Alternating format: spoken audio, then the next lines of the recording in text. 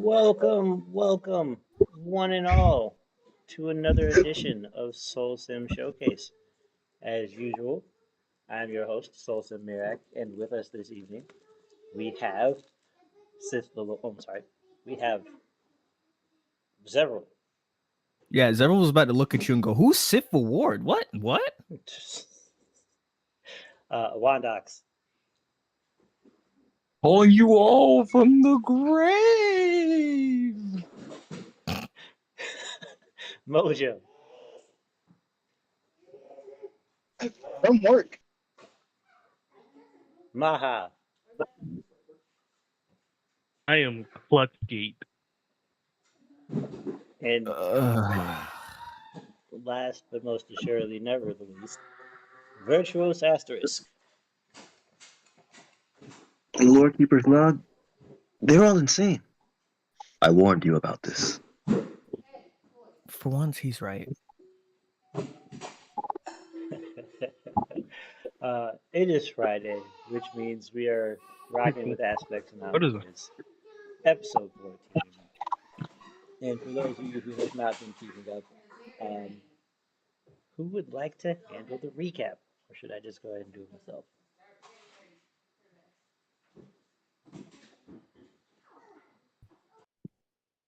Hold on. Oh wait, who wants it?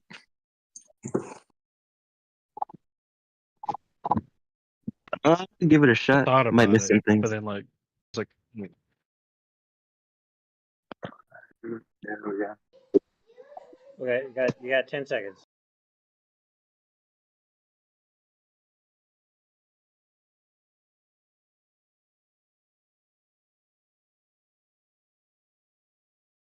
So, look, I was going to, but I'm still What? shaking off the sleep, so it's on you, Soul. This one's All on right, you. all right. okay. I'll You give it know a what? shot. I will give it a try. I'll give it a go.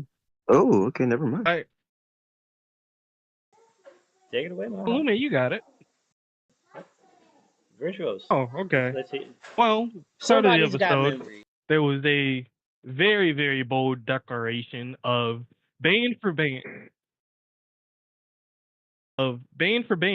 And that ban for ban turned into a massive fight.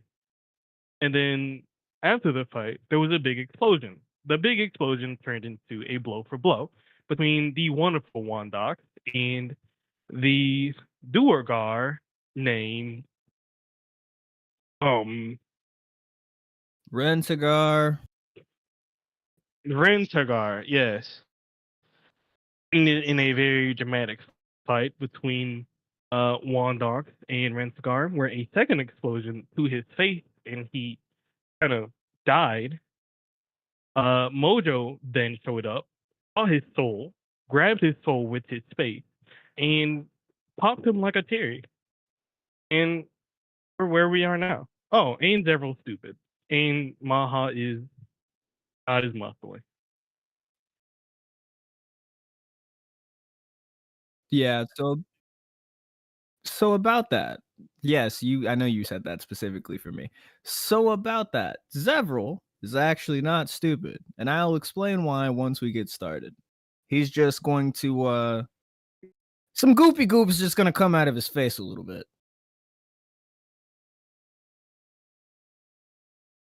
Don't worry, Maha, I'm still smarter than you.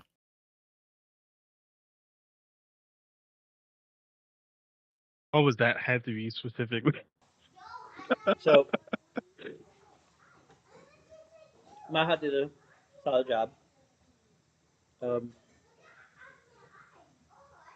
more recap and you'll actually get some inspiration. There was a lot of there were some details left out, but um,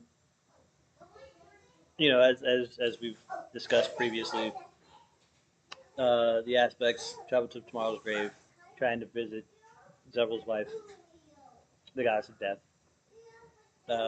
Saw a tree, drove up to said tree, met Rentigar.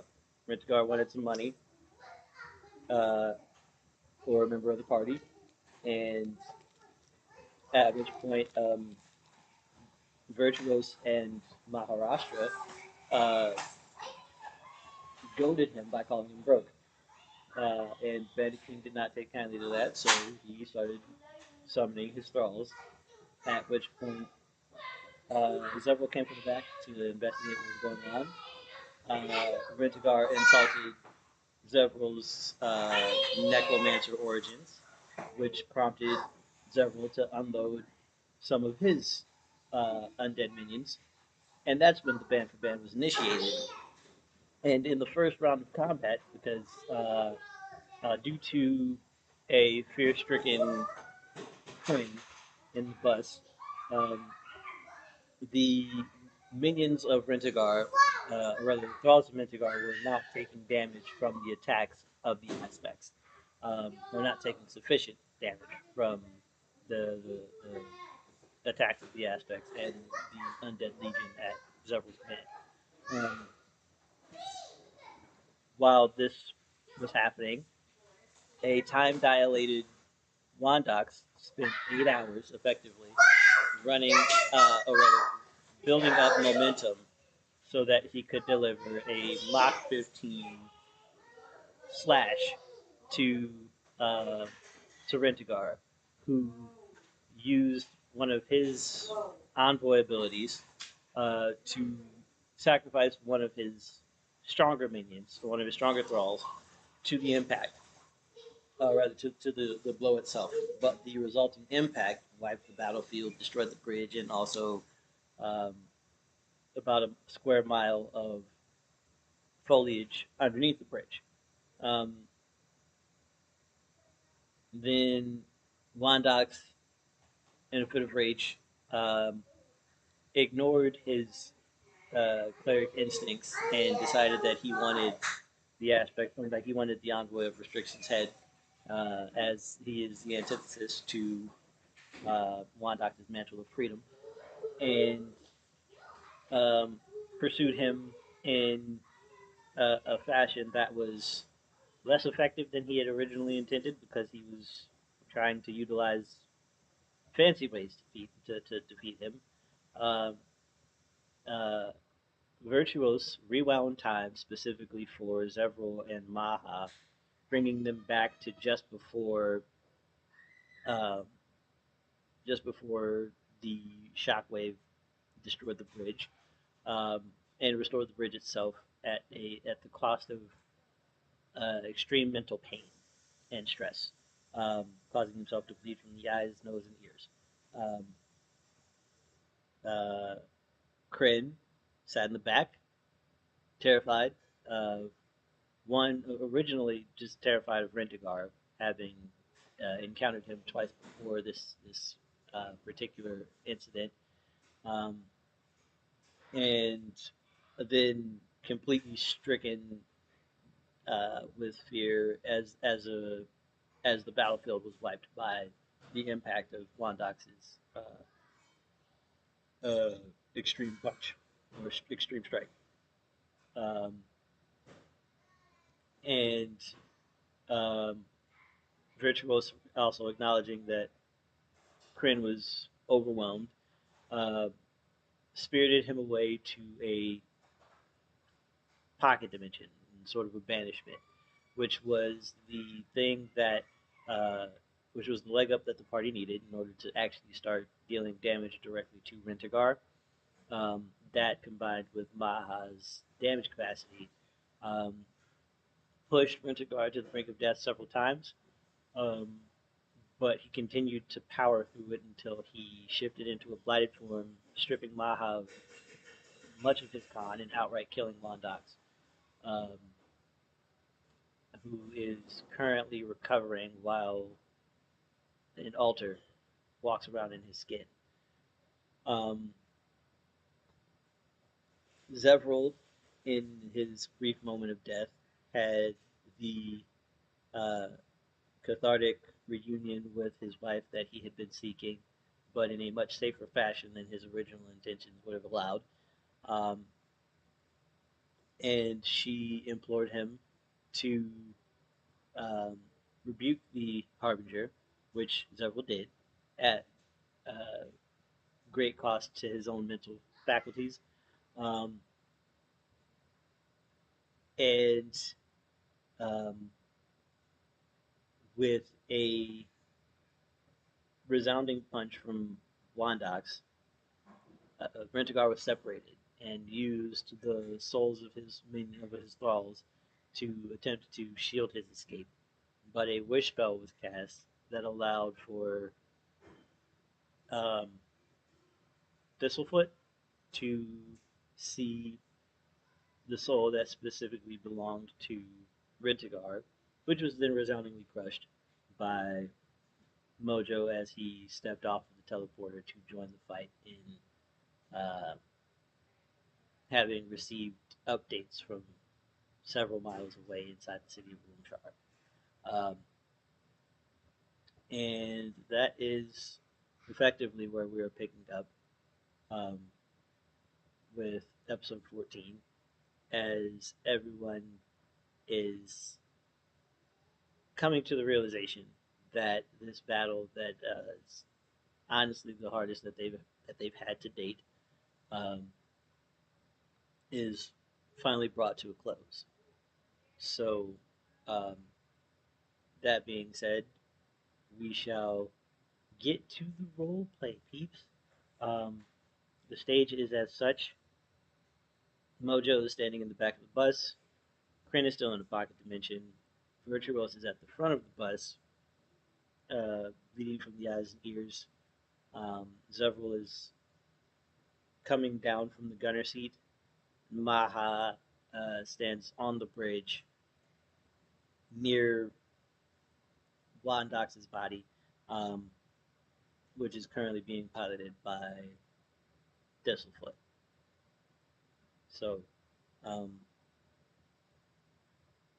take it away, guys.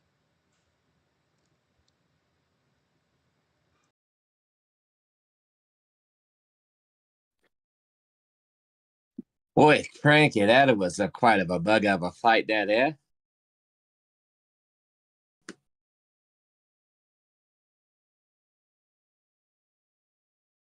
Thistlefoot turns around, looks at everybody else. Boy, you good back there now, lads?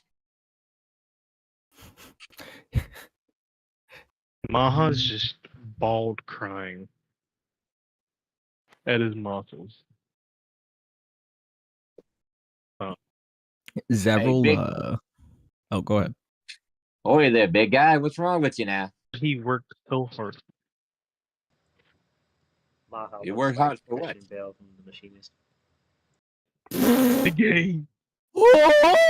They're gone. My game. He's just looking at his arms as they've gotten substantially smaller. And the games are gone.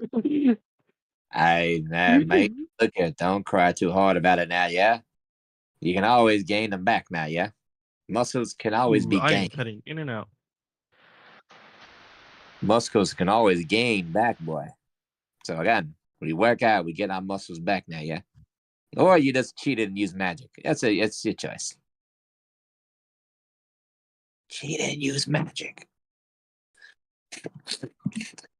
He walks away and goes to the bus. As you step onto the bus, you're gonna be I'm like one of greeted- you now. You'll be greeted with the sight of Zevril falling down from the gunner seat and going, oh, and blood just starts spurting from his face. With like a mixture of like what seems like gray matter. Yeah, literally. I was just gonna say gray matter because that's what it is. But yeah, you see, like, literally, if you stare long enough, you realize chunks of his brain are coming out of this nosebleed, and he just goes, "Oh, what the fuck? Oh my god, what happened? That hurts so bad." Wait, what's up now? Oh, I just feel like I had the worst, like, migraine. And is that what an aneurysm feels like? Oh my god. I mean, I I wouldn't feel like know I just about that. lost intelligence. Okay, what's 2 + 2, buddy? 4. Okay, then you're not that dumb now, are you? I mean, if you asked me what the absolute defining formula to create a microverse inside of a microverse, I don't know if I would be able to answer you anymore. So you're already saying words I don't even comprehend. So I'm just gonna go on about the life with it.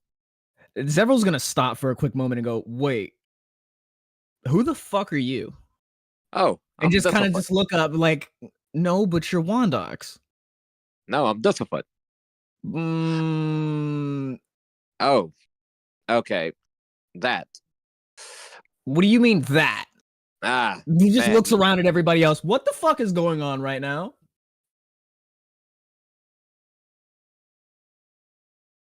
You know what? I'm not the best to explain this, so I'm bring someone out to explain what's going on with this. Thistlefoot reaches into his skin and it kind of like it pulls it, yanks it, stretches it out, and someone else comes out in his place. So Thistlefoot is no longer there. And what you see is this voluptuous bugbear woman.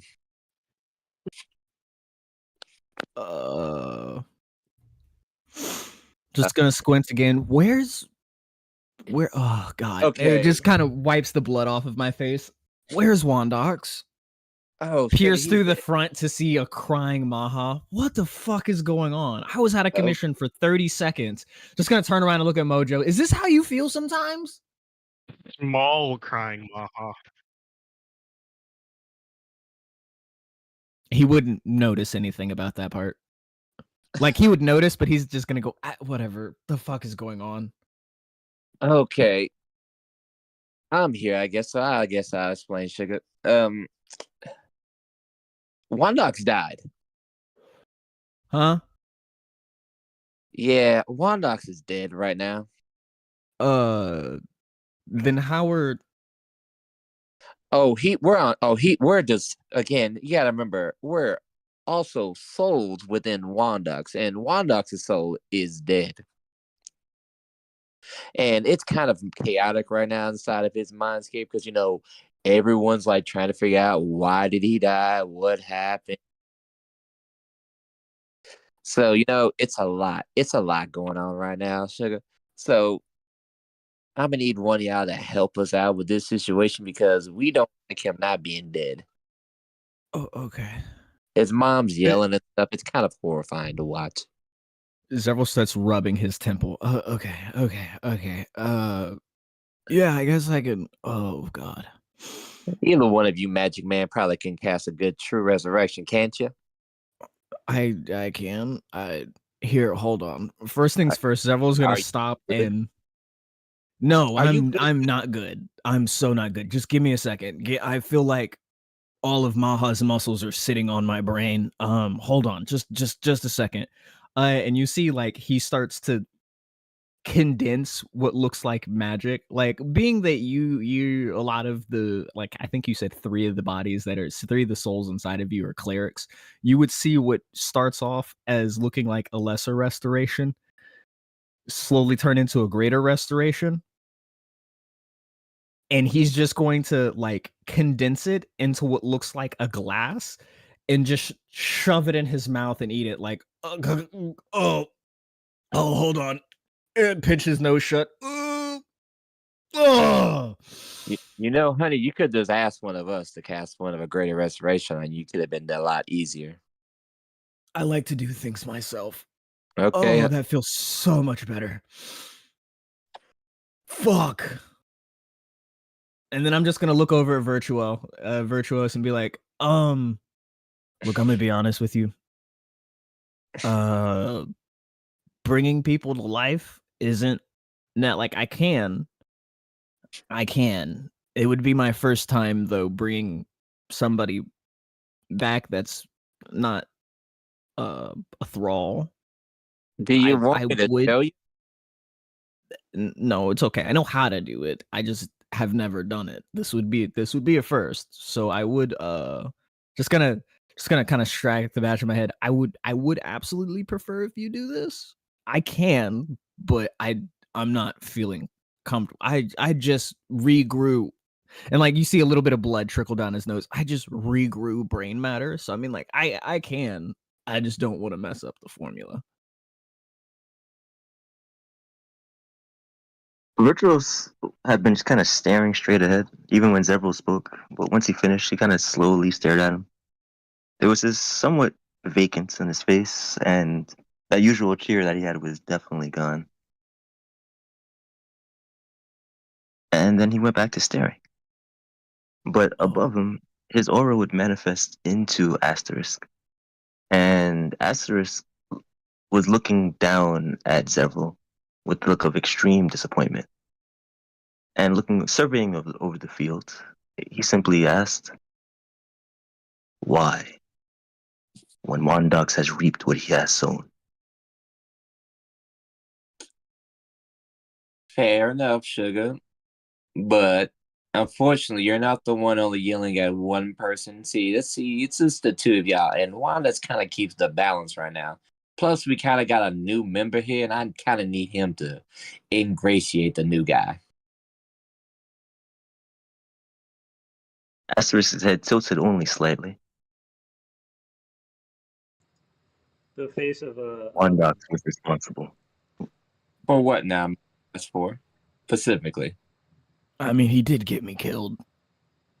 Wondox was responsible for the death of both Zevril and Maharashtra, showing no remorse for his actions, continuing the battle. Sugar, And then if I his own you- actions led to his demise, foolish and preventable. then The sugar, repercussions of that now is on you.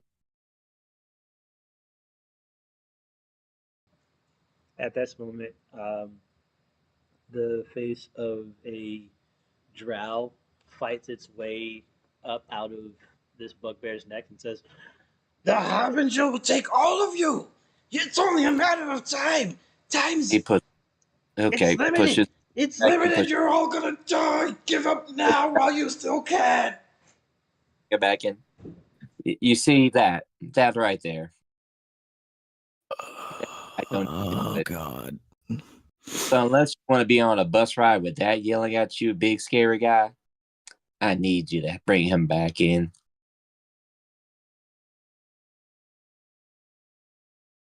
I understand if you don't want to revive him, Asterisk. I understand. And as much as it aggravates me that he went and died after doubling down on this mess, we kind of, no, not even kind of, we do need him. And as well as that, I'm gonna kind of look over my shoulder just to make sure she doesn't like appear out of the teleporter or appear out of thin air. As well as that, if Avril finds out that he's dead, we're going to be in so much more trouble. And I don't think any of us want to deal with that.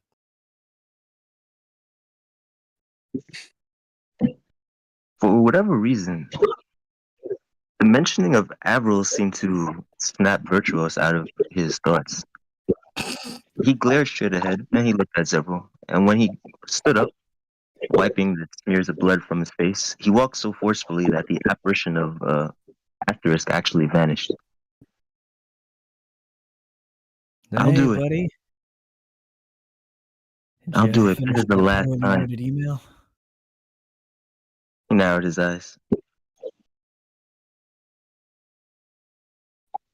You know, Zevril, I could write a really angry email about you too, but I'm not. I'm gonna help this final time, and then He actually slammed his fist into the wall, which caused his knuckles to bleed because they were soft. And then I'm leaving. Wrong. Don't hurt that. And then I'm leaving. Ouch. I can't. Do you know that? Yes, please. He held his fist up. Cure wounds. Thank you. As I was saying, I made a mistake coming here, and I'm not like you guys. These people don't. You people, you don't care about lives. You don't care about anything. You're all so damn strong and powerful. It's like you're just walking weapons. But honey, aren't you a walking weapon? Because last I was told, as I was watching through Wondox, you could just rewind time like that. Yes, but unlike Wondox, I wouldn't do something to risk the lives of people like that because I care about people's lives. I mean, You know, little things that matter. The whole point of all this. Have any of you ever lived a normal life? One time, do you know what it's like to be a regular person? Because this is not it.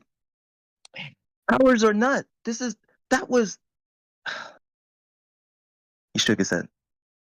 I'm not like you guys, and I don't want to be here. the lady here will grab you on your shoulder. It's a very long reach because she has a 10-foot reach, but she grabs you 10 feet away from you. It says, look here, I don't get most about half these things these guys do. Trust me, I used to just be a simple wizard back in the day. I did. Who just wanted to simply clear her family's name. There's a few other people here that's kind of like got weird lives. One of them's a merchant. He's kind of weird. But you know, hey, he lives a simple merchant life. But unfortunately, y'all kind of got drafted, I guess is what they said, into this nonsense. So I get it. No one wants to be drafted into stuff they don't want to do.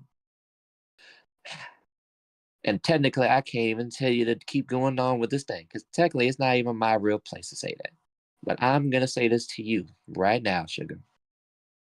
You're doing a good job for someone who doesn't want to be here. Because look what you did. You brought back the dead.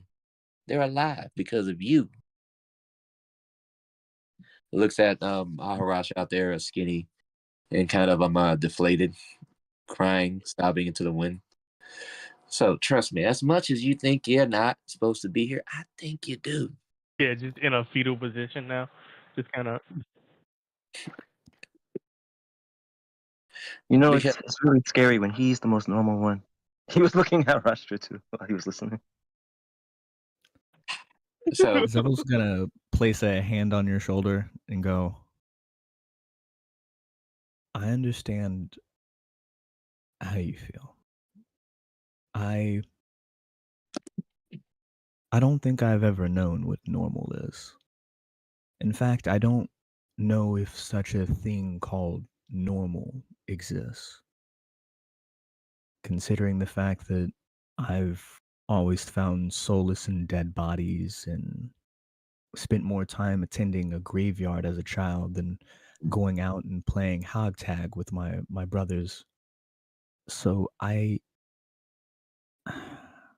understand why you would feel this way. Virtuous slapped his hand away. No, you don't get to say that now. Where was that understanding when that messed up Lady Avril was manhandling your brother? Where was that understanding when we were trying to get to you before? You treat people like they're business partners at best and tools at worst. So no, you don't understand a damn thing. I don't want to hear that from you. I'm trying to be better. You're not wrong. I have absolutely treated people as they were business partners and never friends. However, after speaking with my wife and dying, I can say I don't want to say understand, but I would like to try to be better. And if anything, he kind of gestures at the party. You guys are what's teaching me that the life that the things that I thought life was, it isn't. There is preciousness to the living, and I shouldn't treat them like business partners. In fact, you see, he does the same thing with the spell in his hands, condensing it. Except this time, he kind of like morphs it into a ball and chucks it right through the fucking front window at Maha, hitting him with a greater restoration, and goes, "And if anything, I need to be better. You aren't incorrect at all in the slightest. In my eagerness to come out here, in my depression, in my feelings, if you will, I almost killed my wife. In fact, we shouldn't be here, and I can admit that's on me. The longer that we're here, the more likely the Harbinger is going to find us.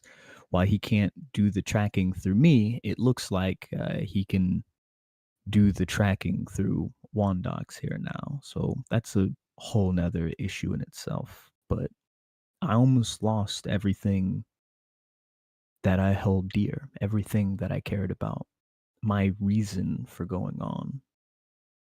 I'm not going to say that that's not my fault, because it is. But at the same time, when hanging out with you guys, I don't know. I aspire to be more like you, if anything. You are not wrong in the fact that you can stand up and say these things, I guess would make you the better man. But if anything, I'm learning because of you. You are, after all, my first friend. But I understand if you don't want to be here. I will never force you, but I would plead with you.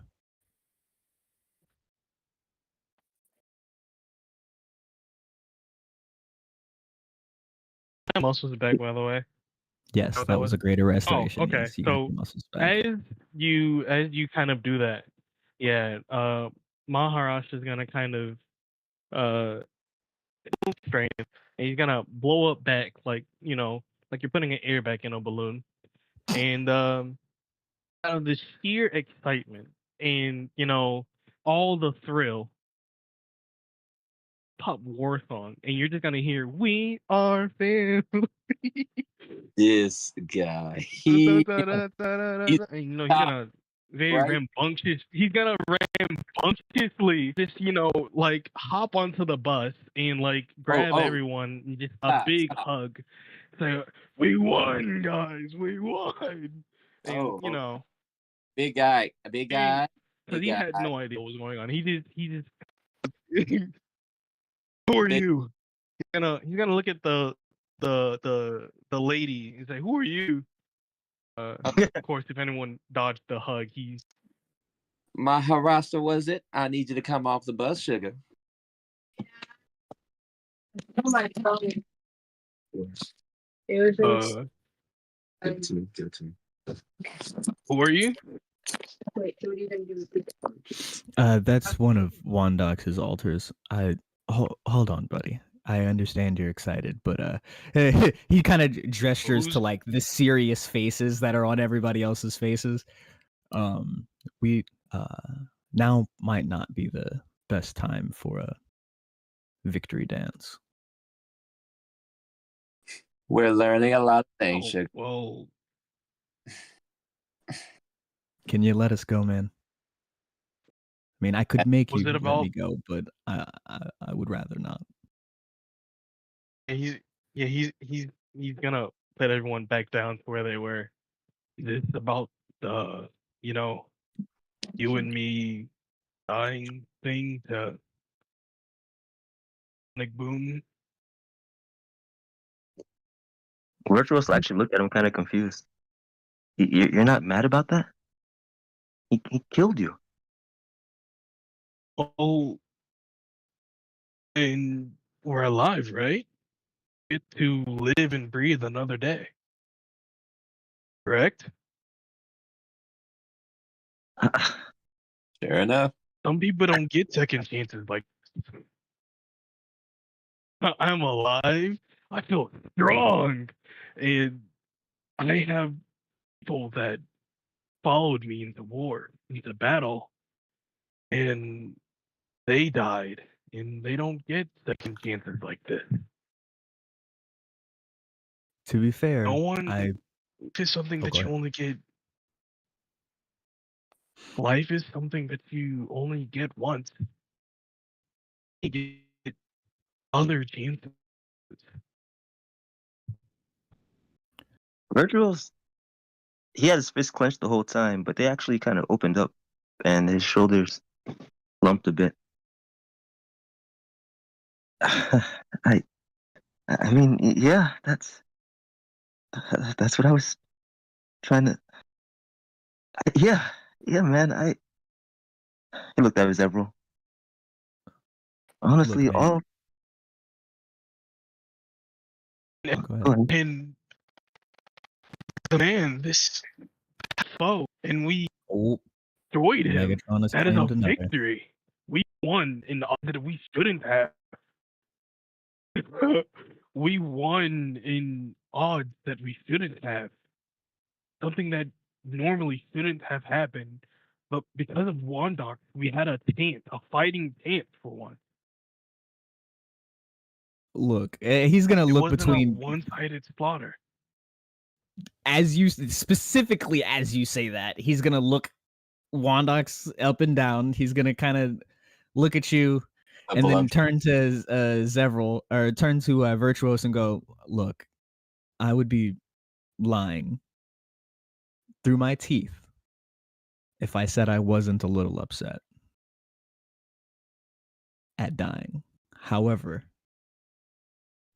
him killing me actually helped all of us. And it helped me probably the most. I was able to learn a lot in death and speaking to my wife. I would be remiss to overlook that fact. I would actually be more upset with the team member that we had on the bus. And he stops for a split second and goes, "Wait a second. Did he leave? Where the fuck is Krin?" Oh, yeah. He had a bit of a breakdown. You guys really need to talk more about stuff that messes with you. He just fell apart. I touched the bus. Apparently, was going around. He glared at Wondox and at Zevril. I just, Oh, you did, I think I missed. What happened? did you put the boy in a pocket dimension, Trigger? Yeah, I had to keep him and the other guy safe after the bridge blew up. Who knows what could have happened to the bus? Smart you- play. Thank you, creature. She touches the creature on the forehead, which is the frizz. Yeah. Okay.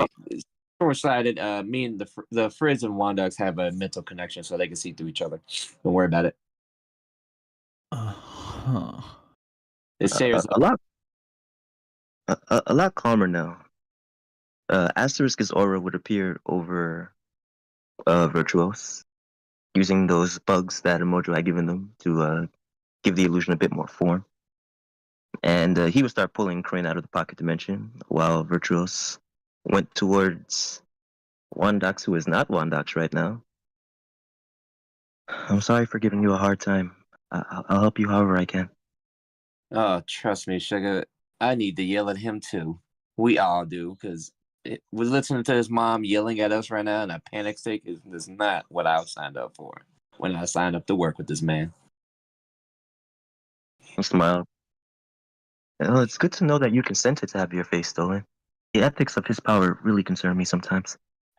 If I had to be honest, only 4 of us in here are against our will, and then there's the other guy, and we don't want to talk about the other guy. Okay. Everything will fall to the Harbinger eventually. Repent now while you can.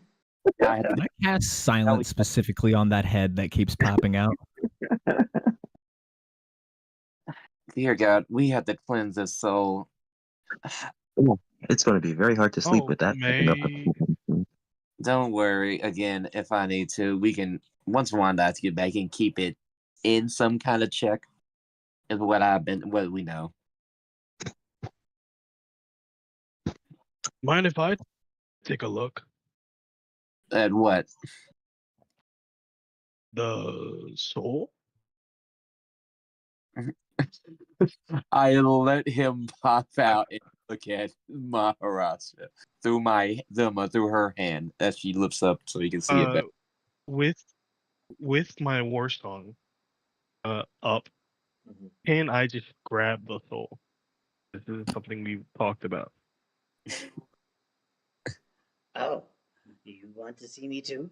Okay, well, I guess I can ride with you for a little while. Oh, he has to Jesus. make a check as well, by the way. You fool! I will also like to say I am concentrating on silence on the I don't want to hear. Zevril looks like he has the world's worst hangover and he's just going, shut up, shut up, shut up, shut up, shut up. You're worse than Matthew. Shut up, shut up. On the back of the bus.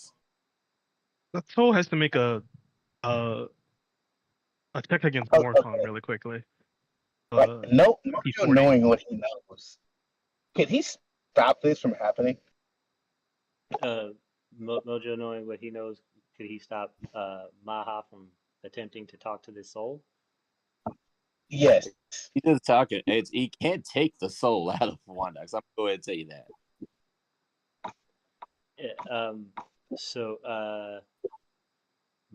You want to stop Mojo? I'm sorry, you want to stop Maha, Mojo? Is that what you're trying to say? Yes. Like just no contact with anything doing with Arbinger for this guy. He's on timeout. Okay, so Maha, you are being given a like you have this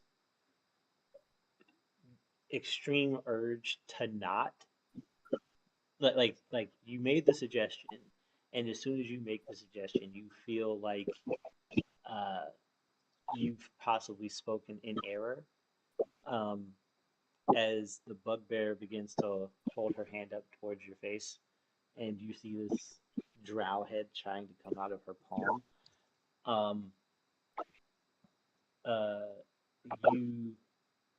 You get this gut feeling. Yeah, you get this. I would recommend that. Yeah, this gut feeling that that's not something that you want to do. It's like your soul sight is not something you want to utilize right now. You feel like it would damage you somehow. Do you want to continue? Brad is Maha's reaching his hand out. And Cybertron has claimed another. He's reaching as about this. Doesn't he did, yes. Alright, I'm back. He's reaching out his hand and he's like, maybe not. As he kind of his tummy growls in hunger because he hasn't eaten, but he had an intense fight. And he's like, maybe I should eat first because that seems maybe you should pray for your not soul right. first. He's gonna pull back his hand. And I will close my fingers around that face and push it back into the hand. The Harbinger wants you to bless you. That nigga is silenced. He can't say shit. I was not kidding when I said I was concentrating on silence on that hand. We heard none of that. No. He had the mute button on him. Vyrtuous is reading his lips. Oh, yes, again, I'm dealing with that a lot. Also, at this point, two people pop up and they're starting to walk behind. They just started walking away real quickly. Is that? Are you? I think you're dripping people. He kind of looked over his shoulder. Oh, don't worry, sugar. force down below, so don't worry about them. Okay. Can you fix him and then go and then go? Wait, where's Egden? Did you also put Egden in that? Yep. Pocket? 2 for Okay, 1 can pocket you dimension special. Oh, where's Crown? can you bring we're- them Yeah, out? you're gonna say Crown is probably in the back of the bus underneath something. Yeah, Crown's fine. Crown's So He's taking a nap. Virtuous would Oh, sit cross-leggedly in front of Wondox and begin the incantation spell for true resurrection on him. And while he's doing that, his aura would glow. Asterisk would kind of step out from his aura, which almost looks like stars and like a cosmic backdrop. As he did, he would raise up one hand and just slowly paint a line of that same cosmic energy in the atmosphere, parting it like a curtain to open up the pocket dimension to pull out Krin and Ward. Egden. Oh, it's bored.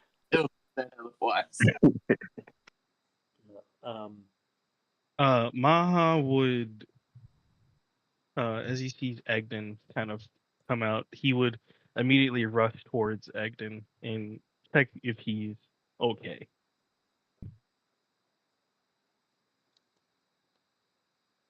And take him to the back of the bus, away from all the commotion. Oh, that's so sweet of you, sugar.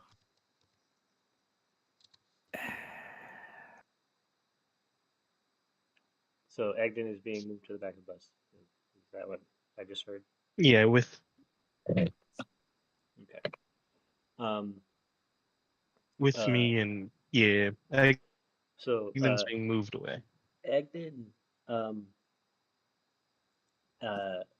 is actively unconscious.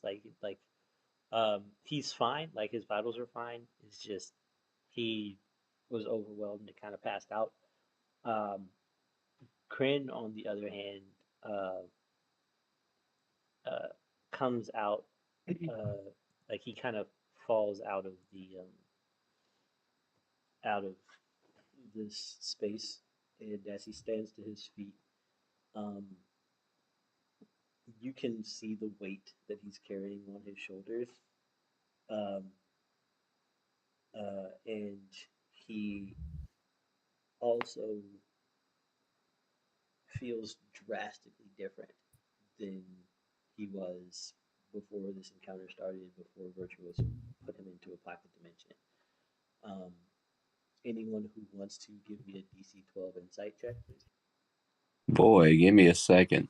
Can I utilize my passive insight of 22? Yes, you can. Yeah, I'm doing that. Hold on. We're about to ask the same for Asterisk. Yep, same for me. I don't think you can use Wandox's passive insight. Which altar are you rolling as? Here, minus that by 6, so 25 minus 6 is 19. Okay. So, all of you would very clearly be able to tell that Krin does not currently have his mantle of protection. Oh, lordy. And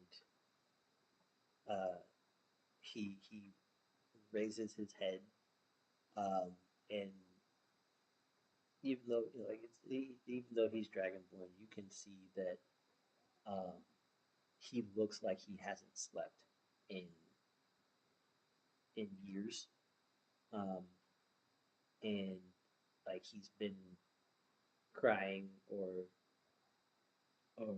lamenting something, but you have no idea what it is because he's never really shared anything about himself with you all. He looks up to see Maha carrying Egden to the back of the bus, and he says,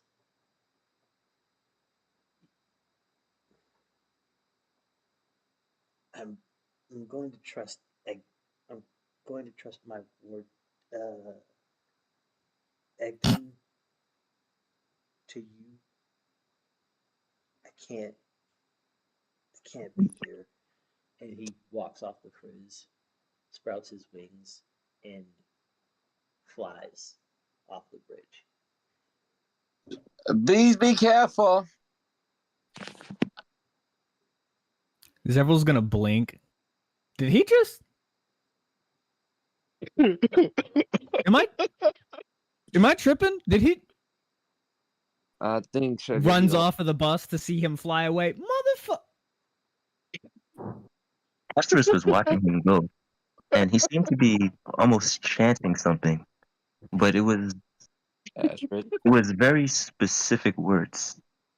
As he was watching him, he would say, "Shield the weak, prepare for war, honor through battle, turrets through strength, and the united front." You watch the departure of someone who has failed their tenets. The shame of weakness. I feel like him, but I understand. Stress comes in all forms now, I must say. This was a very good outing, guys. Glad we did it. Oh my goodness, when did you get here? About the time that your prime died.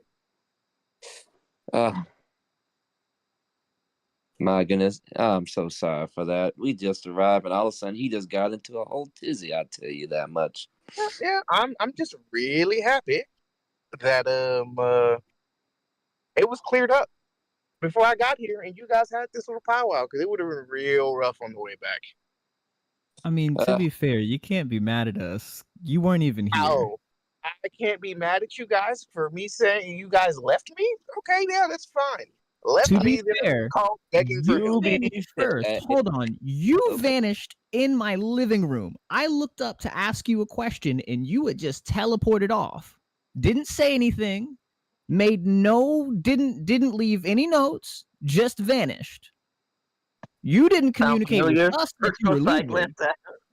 I wonder where he learned that from. I learned it from him. Neither here nor there. Hey, you the master of space. You just vanished. You can't be Not mad according at to Sebastian. Sebastian said you've been doing this. Who the fuck is Sebastian? You know, the butler guy with the good hair. It wasn't that good. Thaddeus? Yeah, him.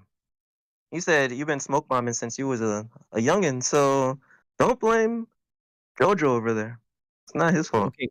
So above game, he specifically told you I've been very emotionally not present. Not that I'm smoke bombing, but that I avoid emotions with people. So just want to toss that out. Those are two different things. Just above game, just right quick. Gotta correct you on that one. It's not that information gets broken up when it's passed from person to person. Oh, And so he's in a dramatic moment right now. Yeah, he's exaggerating the shit out there. Okay. You're doing that intentionally. He's gonna look at you and go, first of all, no. Second of all, no. Third of all, that you know what? We'll circle back to that. You can't. Turns back to Mojo. Yeah, I have a question. It was like, were we done in the city? Like you guys said, downtime in the city, so I went to do things for the mission. We said downtime to be specific, and Avril told us to have a team building exercise, and you weren't there when we all voted to go on a road trip. I suggested, and they agreed. So you again can't be mad at us, especially if you weren't here. Like, you know, it's fine. I don't like. I'm not mad at you guys. I sure? really. No, I'm not mad. I'm not even disappointed because I expect. I'm a little mad. No, Yeah, but you're gonna you have hear reason to be Maha mad. kind of That's the difference. chewing on an Astro Diamond. Oh, thanks, Maha, for the reminder. And Zevril's gonna run off the bus.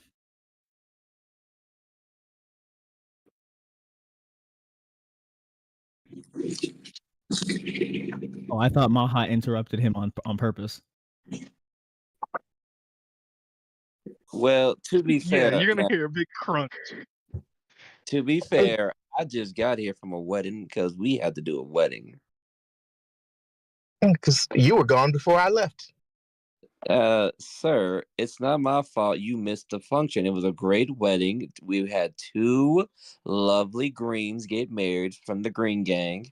And it's crazy because we're in the city where you guys invented these very lovely devices that I pointedly have that could have said, oh, we're leaving the city. Oh, I thought I they mean, told I did send you a message and you left me on red. The only message I got, because I was already doing the goddamn mission, was, oh God, help us. He's like, that was Zevril the only pulls out message his I got. phone and shows him the text messages between him, showcasing 3 red messages. Hey, we're leaving, going on a road trip. You vanished. It was like, what about these then, huh? You would see also they were didn't red. notice- You would see they were red 5 minutes ago. Hey, I sent the message to you. It's not my fault that you didn't read it until 5 minutes ago. You were informed. You know, it's fine. You guys run off, do what you want to do. Go next, fight the next one too. It'll be fine. This is okay, great. guys. But boys, I feel like right now we're getting in a little bit of a tizzy here. Let's bring it back in. I'm starting to realize that sarcasm is like the main personality trait of this group, isn't it? And was it must Wanda have who been kept so. everybody in line? Oh, I do have to get him back. Yeah, I'm sorry. I'm sorry right now. I'm rushing you on this right now. I really am. No, I'm starting to see the importance more and more as I hear more words. Go back to focusing on the spell. Thank you, Sugar. But before that, again, look here. Mojo and Zevril. Hey, a lot of mistakes were made. Maybe some. I don't know who. I'm not really here to point fingers. I'm just saying, hey, we've been making a lot of mistakes, but we're gonna grow from that. And just as much right now, we're gonna do better. Okay, we're all learning team building, as they like to say it out there. Yeah, this is gonna be great. This is gonna be fun. Again, because look here, again, Mojo, we've all had to learn from our mistakes, haven't we? Oh yes, we all have to learn from our mistakes. I'm just hoping that by the time that we learn from it, people aren't pissed at us. Again, Mojo, God damn it, Umashar was not built in a day. But with a group like us, it could be destroyed in one, and that's why people are gonna be pissed. Again, and why luckily we're here on a bridge and nothing wrong has happened. The forest down there is being fixed by the 2 druids. So again, everything's gonna be A-okay. As long as we fix the break, correct? Yeah. We'll see. Again, trust. Yeah, I have a little bit of faith. Okay, Sugar?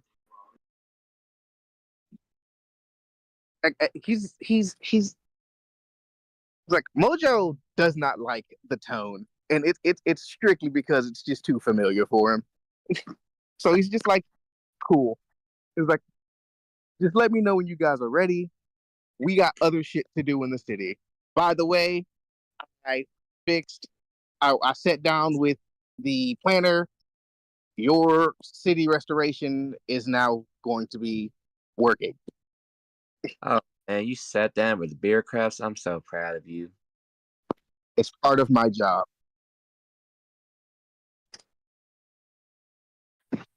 What's up?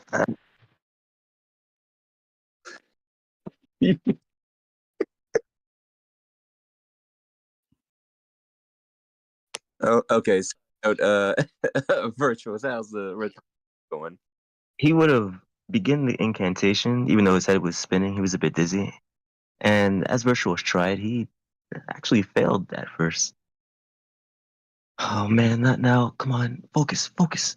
He'd try again, and he'd actually fail a lot. The more he tried, the more like the spell fizzled out earlier and earlier, and then Asterisk would appear in front of him and place a hand on his chest. Slow down. Breathe.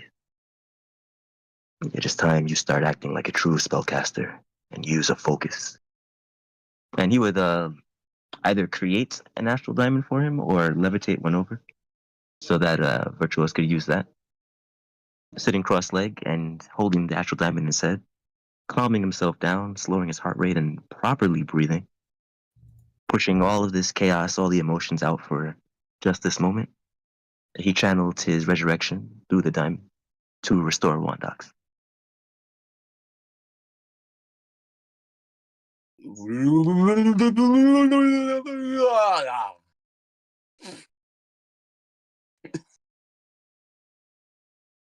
Hey, buddy, are you? Fuck. Wondox actually comes out skinny as fuck, by the way.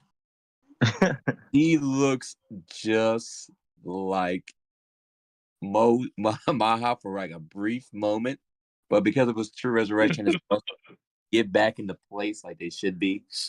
And it's like, God damn it. Oh, fuck. Oh, that hurt. Everything hurt it. So, Mr. Yeah. Wondox, I don't know you that well, but I really, really, really want to hit you. Like, really badly. I'm not that kind of guy, though. Let's do it then. Fuck. You hear from off the bus, hit him for me! Let's do it, kid. All right. So, I would say no offense, but a teeny bit of offense, just so you... He'd swing the punch, probably rock him in his jaw for a whole 1 damage. And take it off my temp. Take it off. Zevril's looking at that from outside the bus through the window. Yeah! I feel a little bit better. Thanks. I'm sorry. Are you okay? I mean, you deserve that. That was really messed up. Ow. I don't even know what the hell I did. I'll be real with you. You killed everybody, man. Look here, man. I'll be really real with you. That was my first time doing that shit. That doesn't make it any better. I know. People died. God damn it. You're not supposed to make excuses. You're supposed to apologize. And again, I'm trying to get there, but you had to get your punch out of the way. Okay, you're not wrong. Proceed. Mm-hmm. Yeah. You really got to mean it, though, because otherwise, I'm going to tell Maha to hit you instead. Probably so. Probably going to need it from everybody. Oh, God. He's getting back into shape. He's looking at you. I'm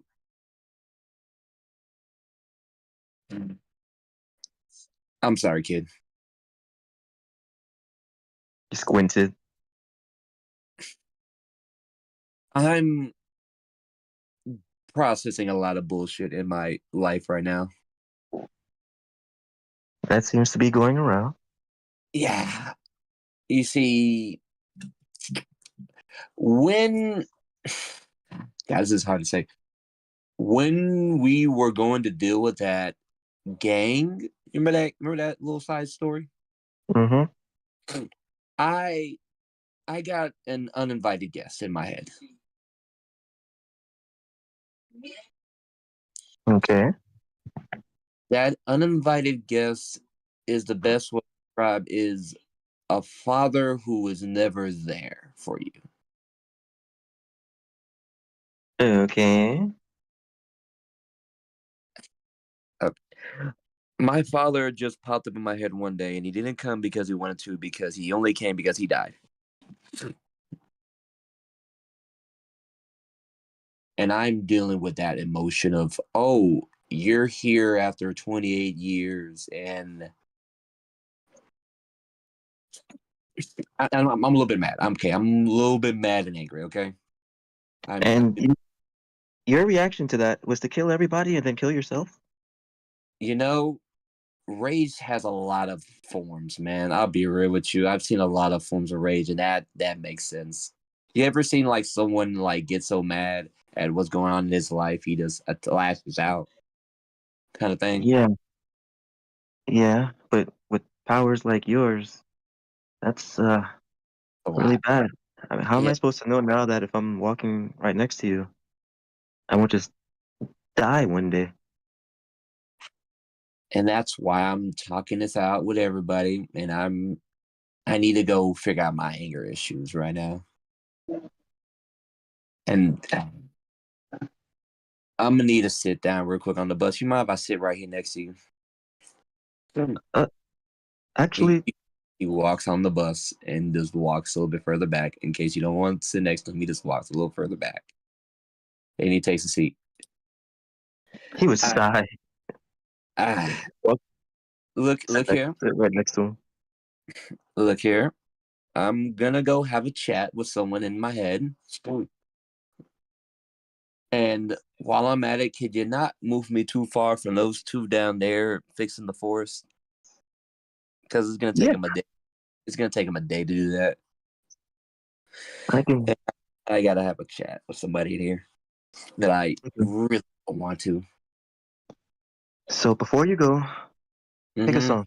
He held up a finger, and his matter cube began to like float in front of them. Just Pick a song. take up a song. Pick a song. Something to help you focus.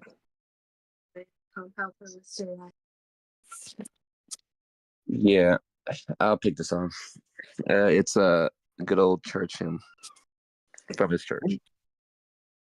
Virtuous would spin the cube. It would start playing in a very melodic kind of way, specifically to help meditation and focus. And then he just sat there, sighing, with a lot on his mind. Also commuting, but with asterisk. So yeah. So Wondox goes elsewhere real quickly while y'all do y'all's thing real quick. And as Maha crunches into an astral diamond, I need everybody that's currently on the frizz to make me a strength saving throw. Um, and Maha, you directly take um, internally. Hold on.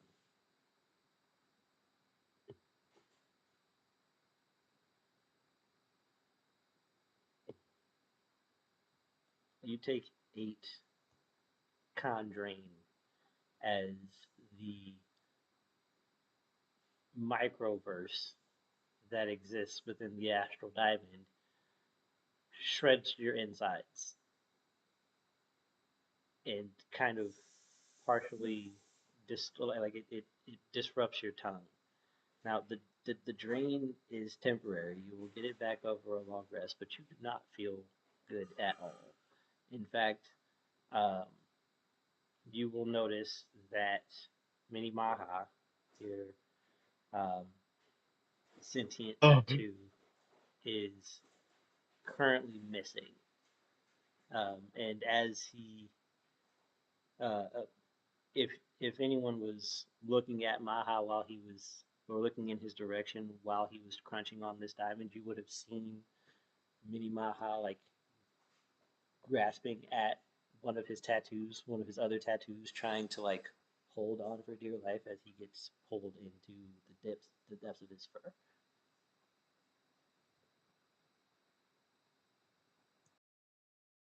Does anyone even know my Mini Maha is there? That's actually a valid question, man. I mean, this would be the time. So I guess perception checks from anybody on the bus. Zevril's just outside the bus watching him put an astral diamond in his mouth and go, that's not going to end well. Well, apparently Virtual's bust his ass. I rolled terribly on that strength roll. Okay, so everyone who failed the strength roll, oh shit, yeah, that was a bad strength roll. Um, yeah, you get pulled like like if you were standing in the aisle, you get pulled directly towards Maha. If you were sitting in a chair, you get pulled like to the back of the chair in front of you. Um, but nobody actually like no damage is received from anyone. It's just you get pulled.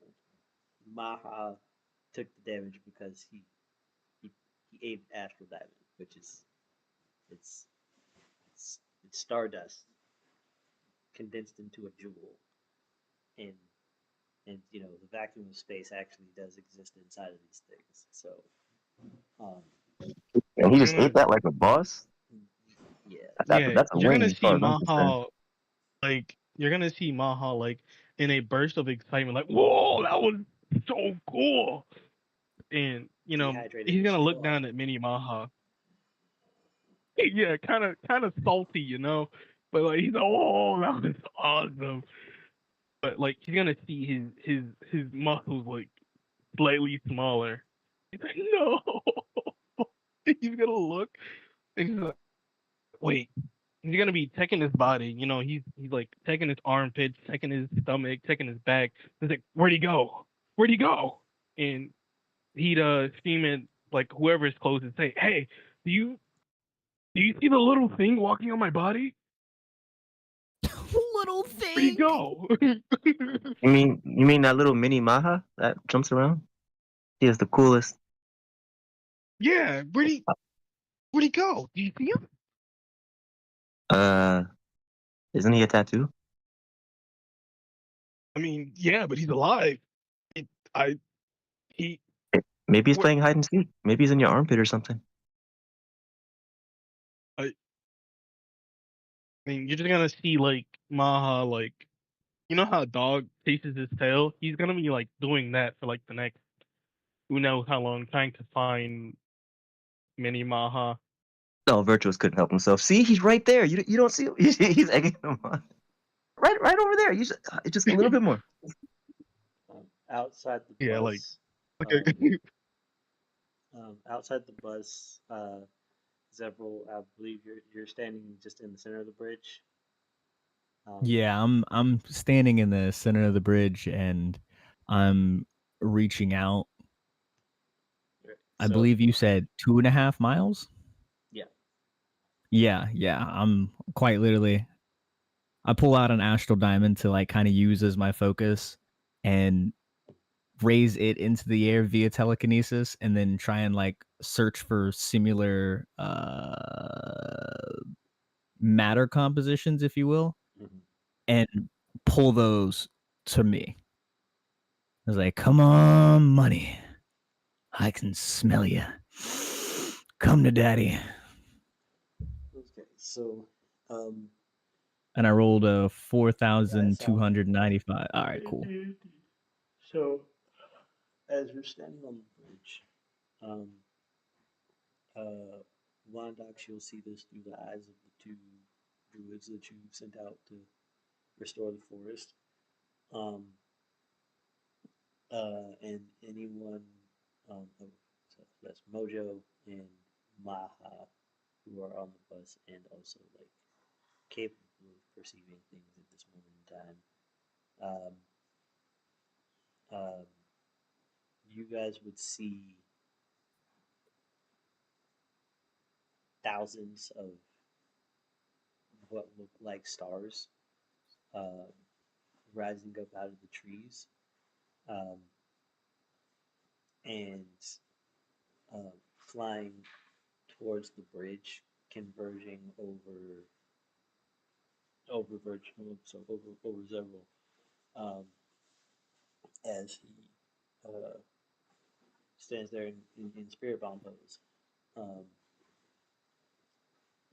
Tiny lights, and as they get closer, you'll see them shift from like just white lights to uh, glistening black gems. Um, and as they pull over Zevril's head, it will look uh, like the congregation of these stones or these gems um, look like an Oort cloud or a nebulous cloud of star gas. Um, and um, I have a question for you, sir. What are you storing these in? The forge room. Actually, you know what? I don't even have to do that. As I quite literally spirit bomb them above me, I'm gonna quite literally see if I can using like the stone that's nearby, whatnot. I'm just gonna make like a little small chest, or well, I say small chest, but a somewhat large chest, and see if I can just funnel them in there for right now. Like, all right, I gotta feed these to Matthew when he gets back, and oh.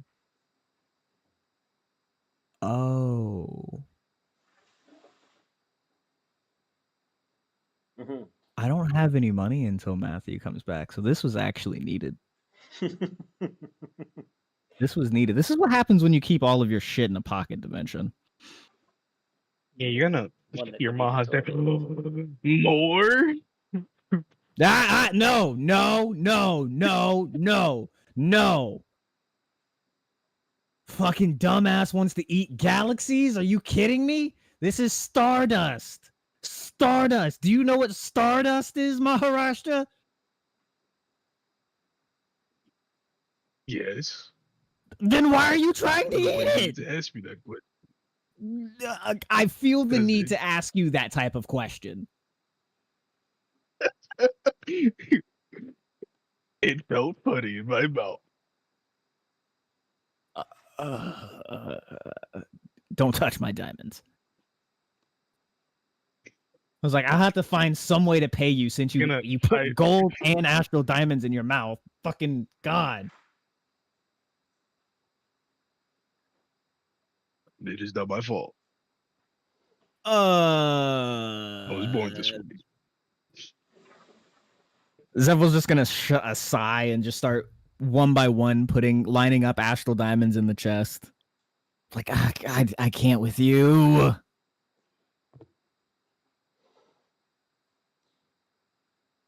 Well, Can I have one more? Glaring at him. Fuck no. Here, pulls out a goes to reach towards Matthew, and then realizes he doesn't have, and be like, well, fuck, I was gonna give you some gold, but never mind, I'll pay you later. And then after collecting all the, do I collect? Is that how many diamonds I collect? 4,295. yes, sir. Okay, then yeah, after collecting the diamonds, I'm just gonna lug this chest back onto the bus, and first I'll take it back to the forge room, and then come back up forward to the front of the bus and go. So, a lot of things happened. I think we all have a lot of information that we have to share with each other. Can we not do it here though? Can we leave? Like, I know I brought us here to see my wife. I no longer need to do that since somebody killed me, and I got to see her anyways, and she told me being here is a bad idea. She also fixed my brother. Well, somewhat fixed my brother. I have 3 days to figure out how to get him permanently fixed, so I'm gonna need to talk to Avril, even though she's gonna cuss me out. But can we head up top to the surface so I can just have the dog pick us up?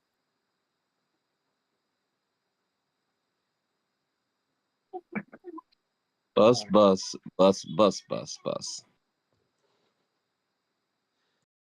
Bus, bus, bus, bus, bus, bus. He's just gonna look at Wondox and repeat that with a massive eyebrow No, that raise. wasn't one.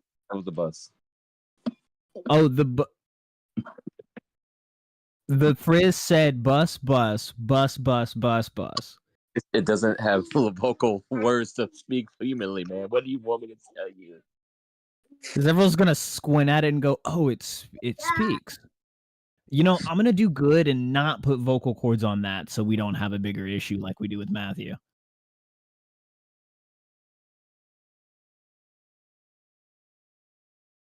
A day.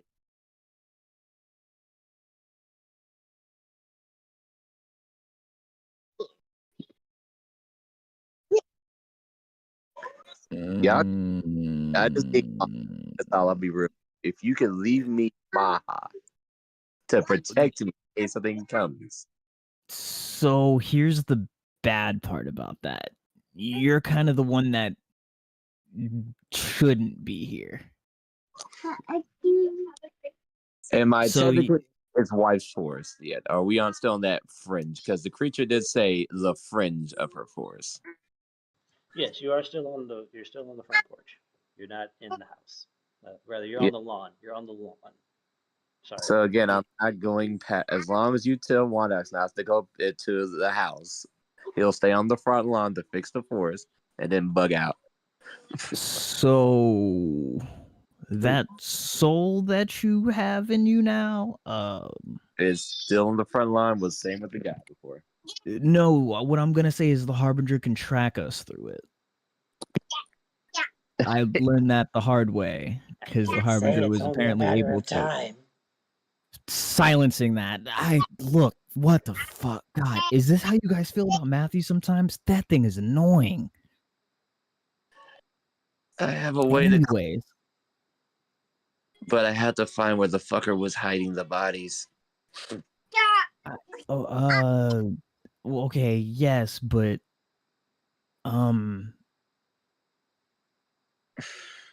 see, I don't have my force to help repair all this. This isn't good. Look here, back to your house again. I can deal with that fucker for a few days.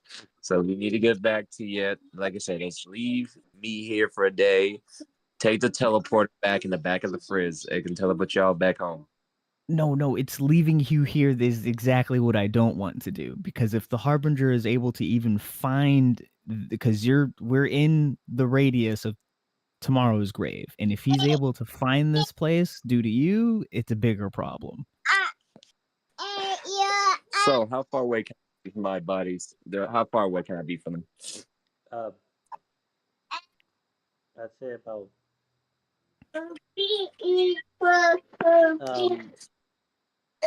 the further away you go from them, the more temp HP it's going to take you to keep them up. So there isn't really a full like a limit to how far away they can be. It's just going to strain you more to keep them further away. So How far can I get on my extra meal? with your extra meal, I mean, you could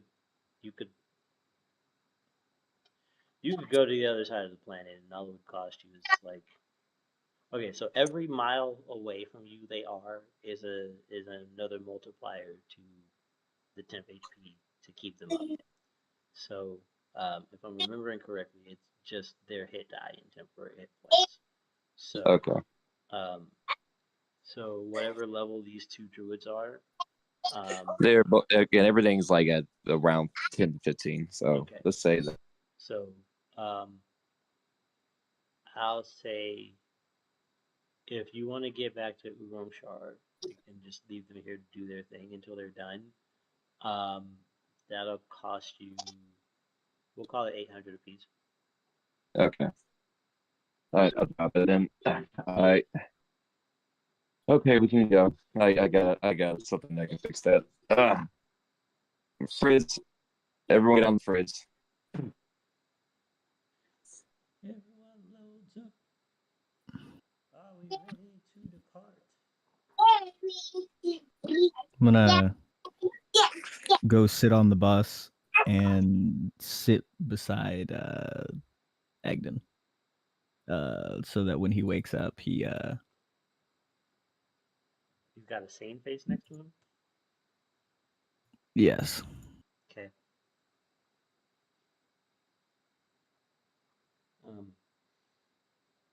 So the road trip back to Urumshar,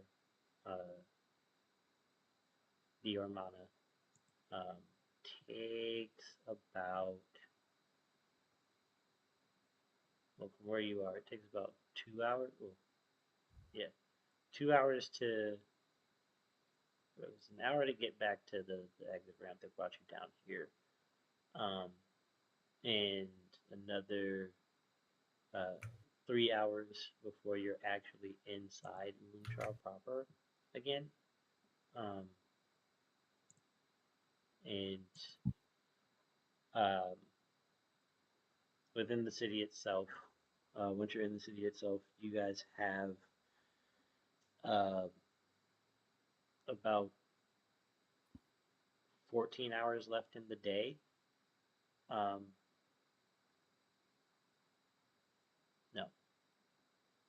since that happened like effectively like 8 o'clock in the morning, so you'd be back around like noonish. Um, so you got about 12 hours left in the day, um, and you're officially in downtime. Um, um, as you get back into the city, Egden starts to come to from his nap. Excuse me. Um, whoa, whoa, whoa. What happened? That was like a lot of stuff was going on. Is everybody okay? Um, where's Krin? Um, I don't see him on the bus anywhere. Oh, Zerval's gonna put a hand on. Oh, he left. okay. Zevril was actually the closest person to him, but Oh, yeah, you're good. No. Hearing Maha spin around and go, he left. I'm gonna go. We could have done that with a little bit more tact. And then he'll go. So, Krin, Krin has been called away for a different type of mission, and has charged you to us until I guess your his higher command, your guys' people, come to get you.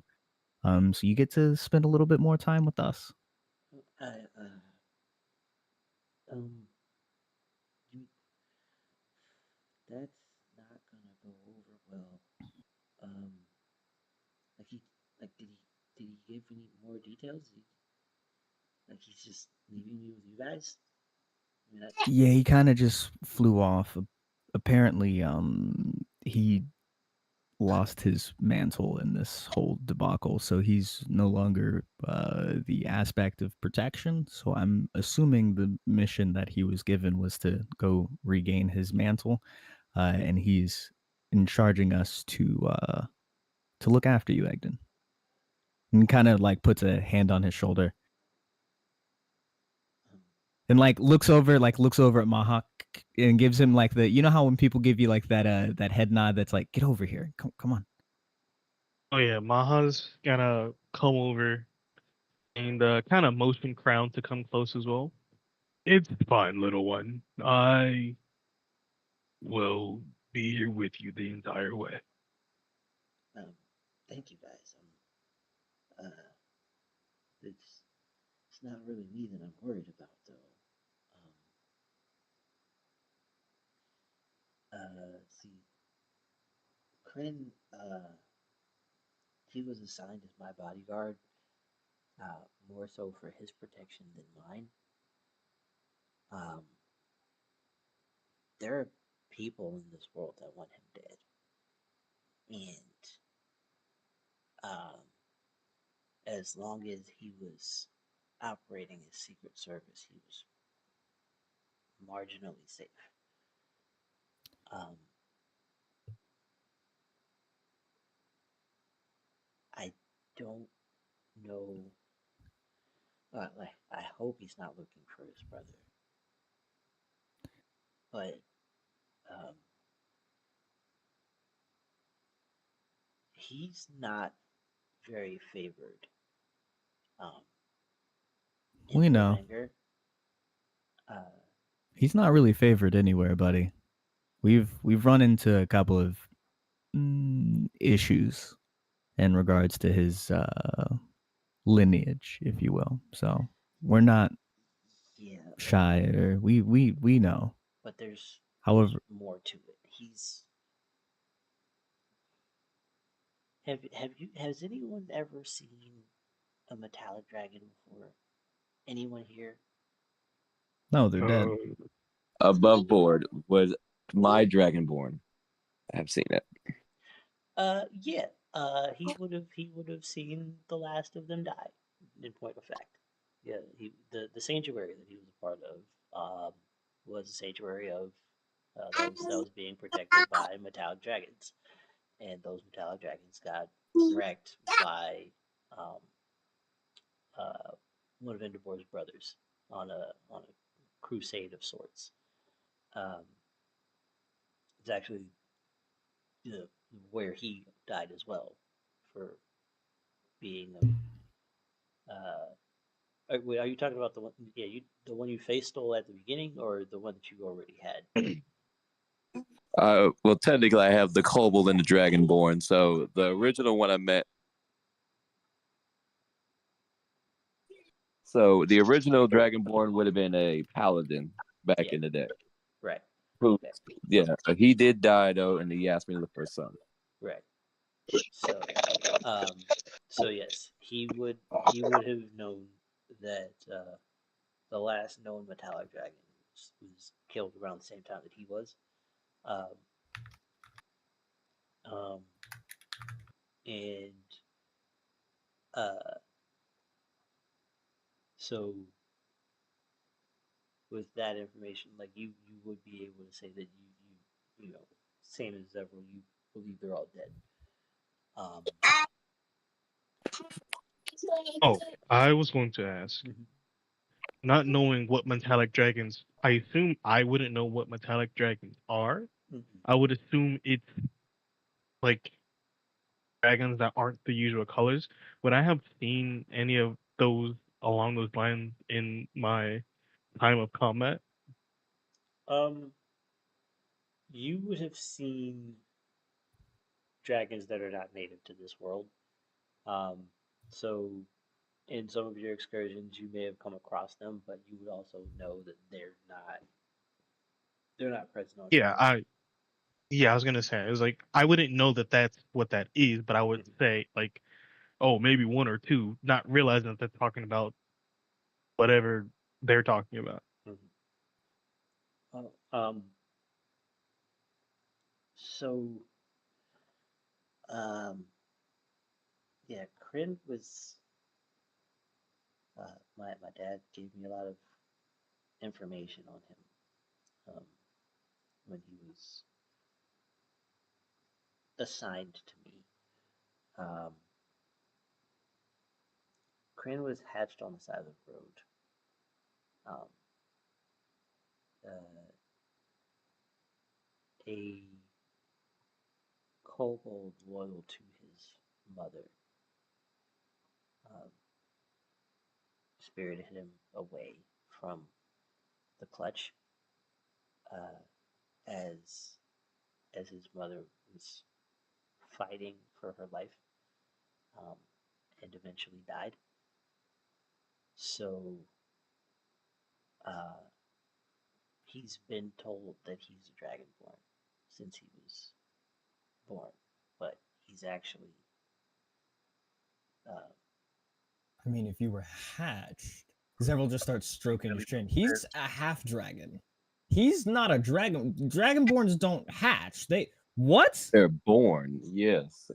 Is that why Matthew said he tasted? And the look on Zevril has like the biggest O face as he's like connected the dots. He's just like, oh fuck. yeah. Are we back in Urumshar? Yes, yes, you are. Zevril's gonna put two temples on his fingers, or two fingers on his temple, and think really, really loudly. Avril! That is why I told you not to fucking leave, you hear from the back of the bus. Avril walks out of the forge. What? I told you. Out of my forge? Yes. I told you all to talk to each other. I told you all to talk to each other. Work on your communication and team building. And what did you do? You left the fucking city. And what else happened? You scarred the last metallic dragon. You scarred him. He's wandering around somewhere.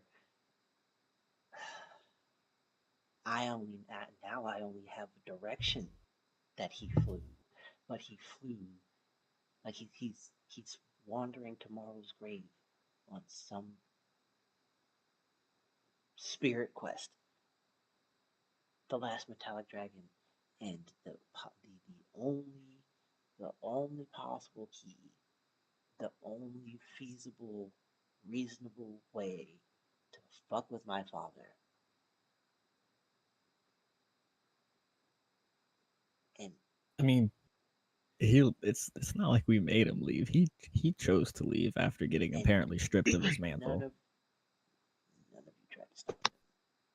But I get it. Oh, I get it. We didn't have a chance. That's hold on, Avril. That's not fair to say. It's not that none of us tried to stop him. He literally jumped out of the bus and flew away. I ran out there to see what the fuck just happened, and he was gone already. It's not that none of us tried to stop him. We didn't have a chance. He was gone. Yes, Zevril, I'm aware of this. I'm just okay. As a plus, though, we killed Rentigar.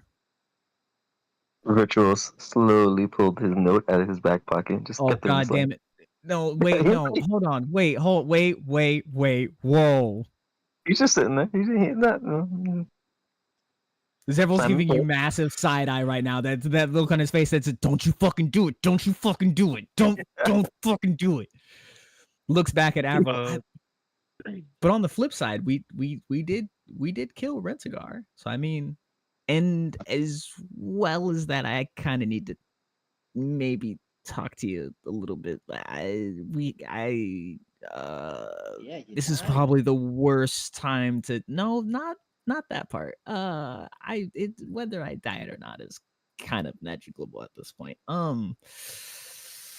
This is probably the worst time to ask for a favor, but it's not really from me, it's from my wife. I kind of got to talk to you a little bit later, but you can yell at me first because I know it might make you feel better. Avril is just standing there with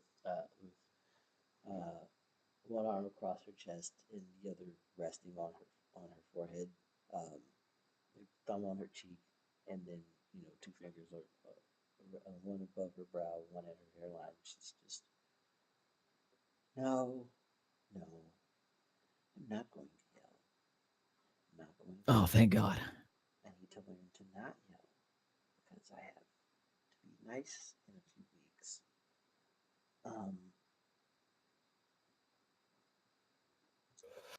Wait, this is going to be a weird question. Is she starting to show? Yeah, she's got like the equivalent of like a 4-month bump. Zevril's going to look at her, look at Maha, look back at her, look back at Maha, look back at her. Oh, shit! Zevril, I would truly appreciate it if you could stop screaming at everyone. It would be really great. Your voice is very grating. I'm not sure if anyone's ever told you that. You're probably afraid that you'd fire them. But, They have, and I did.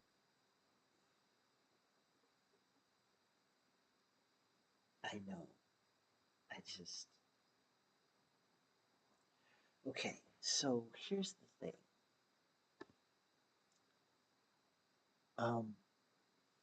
OPM, report in, please.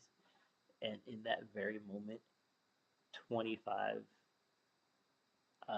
humanoid creatures just kind of materialize out of thin air, like sitting on the bus in various positions around each of you. Yes, ma'am. Get Noble Squad and have them pursue Krin, please. Make sure. You're gonna see Maha kind of raise a finger. Madam, I can track him in a 10-mile radius if you may need. And I'm very confident that I can catch him quite easily. As helpful as that would be, Maha, I would much rather you guys stay in the city for now, because I have a feeling your job's not quite done.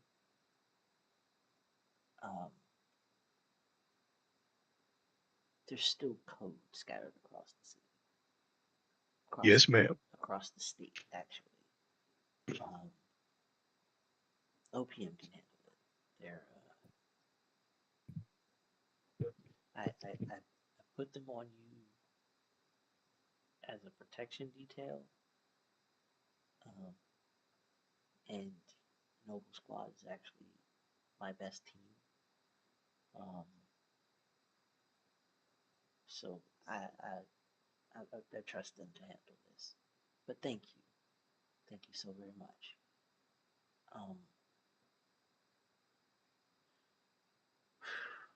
Okay, so Egden was starting to tell you that Krin's not a dragonborn. He's actually just a dragon. And his blood was suppressed, which is why he looks like a dragonborn or a half dragon.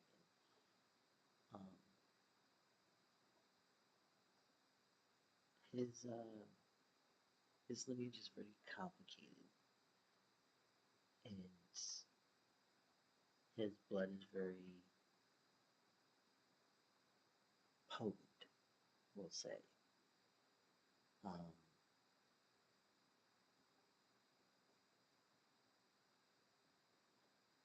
I'll make sure that he's safe until he's regained his mantle, because that was one of the few things that actually deterred a lot of things from messing with him. But Noble Squad has him, and as she says those words, half of the humanoids on the bus legitimately leave your perception. You can try and see if you can detect them, but it would require a DC 50 perception, which that thing is beyond each of you. I can hit it on a roll, but I choose not to. Is Maha? Did Maha drop his war song when Avril stepped onto the bus? Because if he didn't, I'm totally trying. Oh, I never dropped war song like ever. I The bet. music Yeah, is still going. totally rolling for it. The mute. I'm gonna leave it alone. It's been changing pretty steadily. That's not the that's the part I'm gonna. You said insight, Perception. perception. Okay. Yeah. One. Oh Oh yeah, with his plus 30, that's a 53. Actually, it's more than plus 30, but we'll get over that later. So you will see, like the ripples of a heat wave, like when you're looking off in the distance when it's really hot outside. Like that's what you notice leaving the bus. Oh. But like there's no real shape to it. It just looks like heat leaving the bus.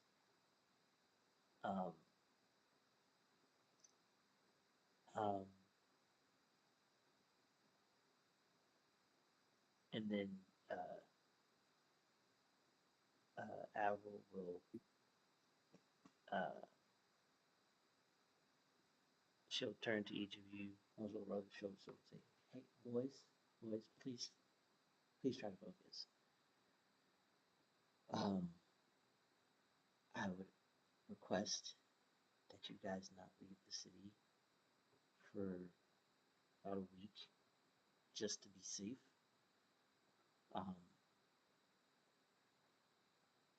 In that time, air out your shit, please. Please, air out your shit. Try to coordinate a little bit better, because recent events have caused other world powers to react to your gathering. And this is one of the few places where you won't have to deal with that immediately. So please, for your sakes, until you're more trusting of each other, we'll say, um, enjoy the city of magic and uh, try not to piss off any rich people. Um, Arrow, before you just disappear like you have before, can I have a moment of your time? It's actually fairly important. if you need to be formal about it, sure, but understand that I do know what you're going to ask me. I'm being formal about it because I know you're fairly upset with me, so I'm trying my best to appeal to your better nature. I would rather not get yelled at, because to be quite candidly with you, I got yelled at before I died. I died, got yelled at when I died, came back, and fairly narrowly avoided being yelled at again. No, technically got looks over at Virtuous. No, technically got yelled at again. However, You start to notice stardust kind of pulling at your feet. Keep talking.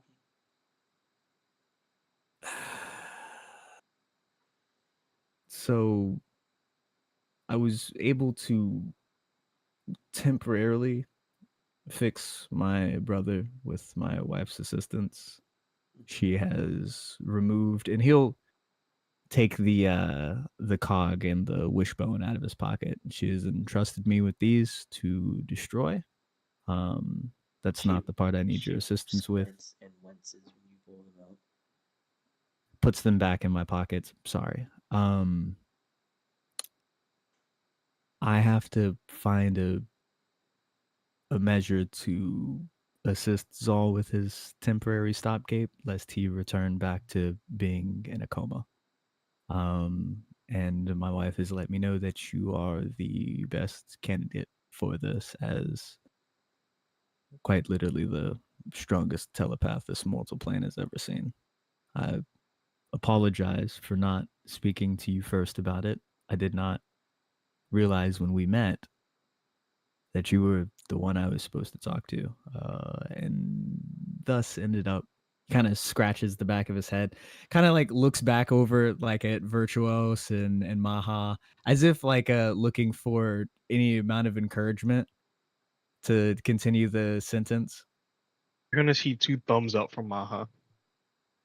I admit that I ended up getting us into a lot more shit than need be in my overzealousness to fix my brother. And then he'll actually turn to the party and then give a very deep bow and go, and for that, my friends, I am sorry. And then look back at Avril and give a deeper bow, if you would be so kind. I would really appreciate it. In your deep bow, Apple will touch the back of your head and then touch the nape of your neck, and you'll feel like you know how when a spider web is stuck on you, like you. Sorry, that actually gave me goosebumps. Sorry. Yes. You're gonna. I immediately imagined that. You're gonna feel that tug at the back, at the skin of the back of your neck. And she will snap her fingers and saute air. uh,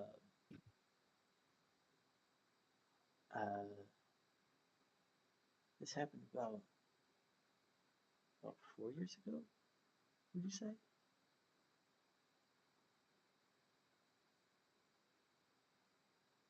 That's a question.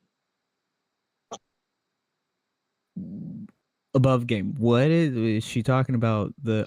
When She's talking about Zol the brain break, the the spark loss.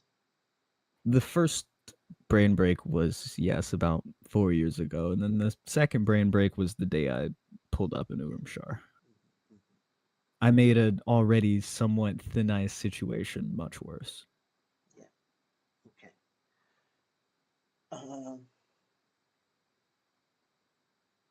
Give me an hour, and go check on your brother. Okay.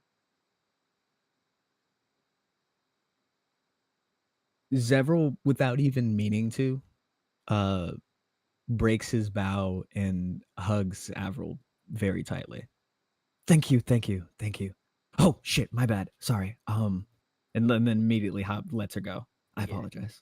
Like, and she's in like her when you hug her, she kind of like has that standard surprised stance of her arms are kind of like hovering over you, um, like why are you touching me type shit, um, and when you let her go, she will kind of uh, like readjust the center of her dress, um, and fold her arms again before um, taking a deep breath.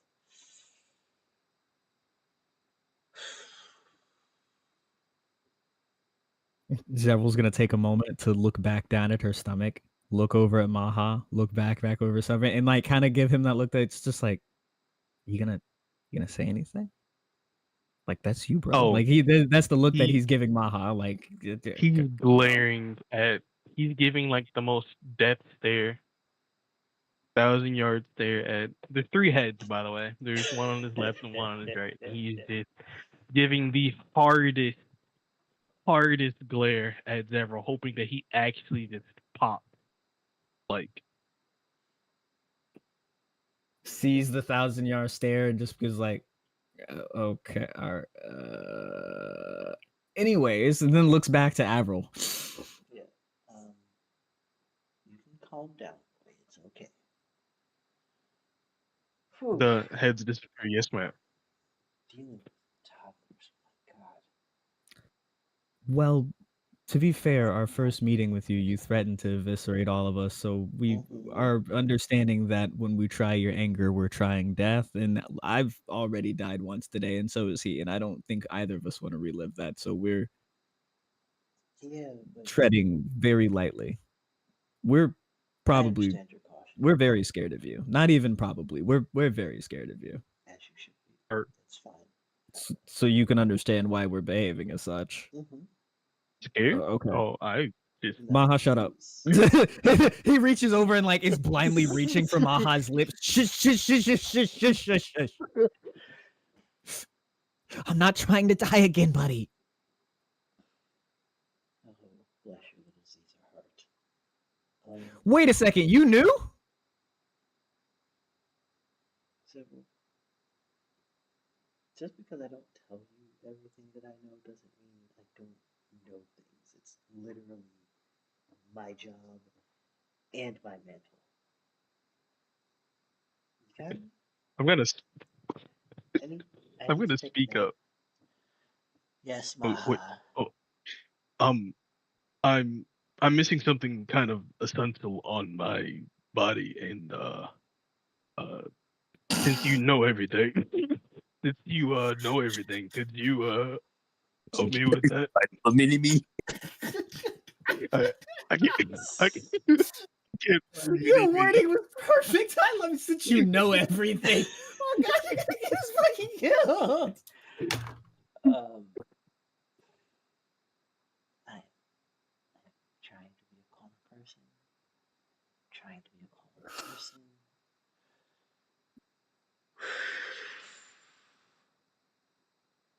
Yes, Maha.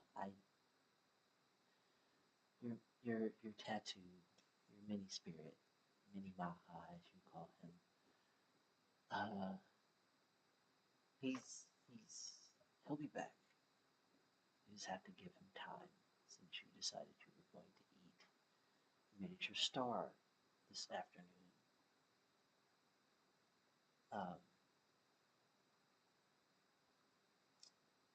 And for the record, when you want to see them, you can, but you will impart no knowledge that I won't erase. Understand? What I've seen from your history, you are good at fighting, and that is about it. All due respect. Thank you. But your lessons they need work. You're still quite young, and all of our children will outlive you. So, again, just let me know if you want to see them. You can see them, it's fine. Great. You have a world to save. I'm gonna have kids to raise. He looks utterly confused at what she just said. She's talking about your kids. Keep up. What? Like Zevril's just kind of I like didn't- whispering in his ear. Come on, man. That's you. When? That's all you, When? man. He's saying What do you mean when? When you kept us all from dying with your stupid fucking proposal. He's doing this where he's talking out the side of his. He's like literally talking out the very corner of his lips while while looking nervously between him and Avra. I'm like, please don't kill me. So long as my twin remains the secretary of the courtier, I will act as queen regent once these children are born, and that is truly and entirely thanks to your hubris. So, for that, you have my appreciation. But you still need to earn my respect. You are a fraction of my age, and your life expectancy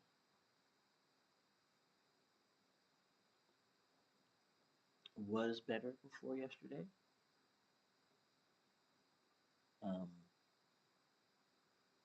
But manipulating time has its effects.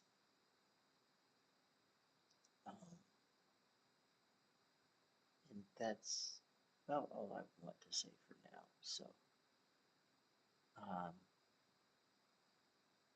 I'm going to go finish handling paperwork and vetting your committee. I would ask that you guys please stay between Diormana, Shondell, and Heavenesque. Because I have a bad feeling about progress. Okay? Does that make sense? Yes, madam. Alright. I'll see you boys later. And she wins out. Like she does the little thing where she pivots on her heel. And as she turns around, she disappears. But right before that, right before she disappears, I killed him 6 times.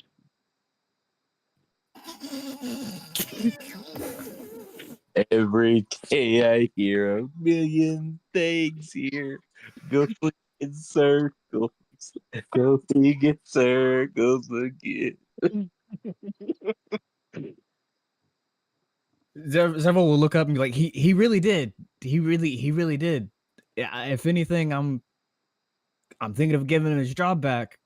Maybe I might promote him to War Dog. I don't know. He did a great job. Kind of just gives him a thumbs up. I don't. I'm gonna sniff Zevril. What do you, bro?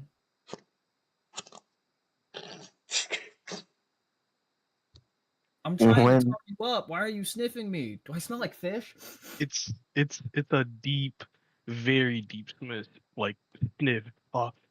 He's trying to get out off you, bro. Yeah, yeah. Basically. Oh man, I would rather you tell me I smell like fish and tell me to go take a shower. That I'm glad Lume is laughing at that. That was specifically for him. He's just gonna go, and just kind of like scoot away from you slowly. You smell like the Yeah. graveyard, bruh. I need you to go take a bath or something. No, if any. Oh, Matthew's no longer around me, so yeah, I probably would smell a little bit more like death than usual. Matthew is what keeps me smelling nice and fresh, considering he's what hoards all my dead. a little bit like death is still a lot terrible, man. No, like all of my summons smell like Rebreeze. Yes, I love to smell Febreze the is scent wild. of No, someone who's Rubreeze. I don't know what Febreze is. I said Rubreeze. I'm not trying to get sued. Egden's been sitting quietly with his hand raised. Goes to sit back by Zevril. Goes to sit back by Egden. Sorry about that, buddy. Secret Service was set to meet with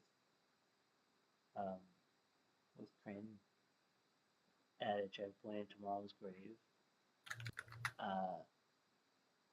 We kind of like. Do you have a way to contact them and let them know that we're kind of stuck here and they have to come to Roomchar? I do, actually.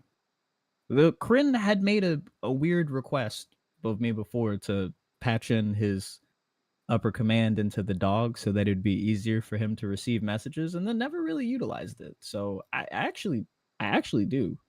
Okay. Do you wanna come back with me to the dogs? Yeah, I think that's actually the safest place for me to be, and also Andy's pretty nice, so He is pretty nice, isn't he? I'd like to hang out there, and then when my protection detail gets here, I can go on my merry way and leave you guys to defend the world. You know, if you want, I can give you an indie. That way you have one with you. I mean, It's fine. He already has crown. Why are you trying to give him more? Crown can just looks at Maha. Crown could die from a flick of a finger. No literal offense.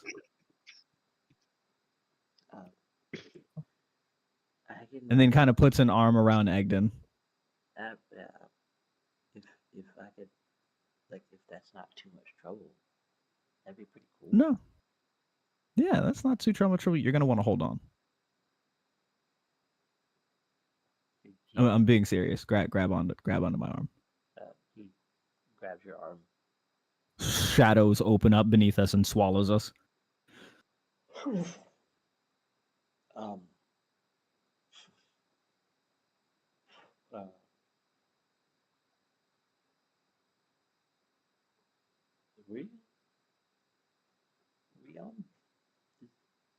Is this the dog?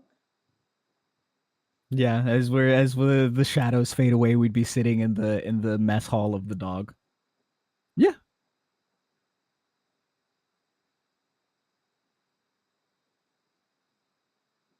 That was very weird.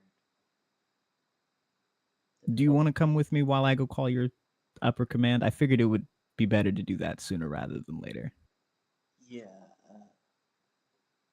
that's actually really smart. I have my moments. Don't tell the other guys. Foreign communications are usually ignored by Wolvanger operatives. So yeah, this was the best case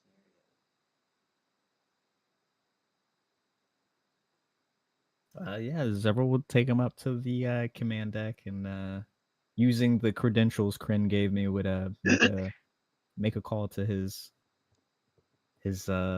upper command. A video call. He would put them up on the hollow screen.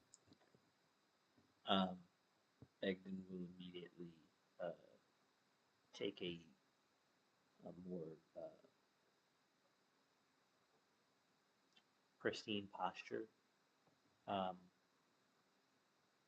like squaring his shoulders and straightening his back um,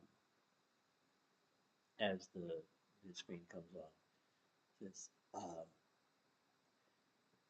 Egden Masonry reaching, contacting um, Secret Service operative Tenjin of Squad Lindo. Um, my guardian has um, encountered extenuating circumstances and transferred my care to the other aspects. We are back in Umshar and unable to leave at this moment in time, so I request that Lindo team um, be allowed to travel all the way to Umshar and notify me at this address when they arrive, so that I may make plans for my return journey. I do understand that this will delay my return by several days, but there is not much that can be done to avoid that situation. And the dwarf on the other end of the call is understood, young masonry. Um, I will alert your father of the delay in your arrival and redirect Lindo team to your position. You have handled your missive with the candor, or rather with the air of future uh, shareholder.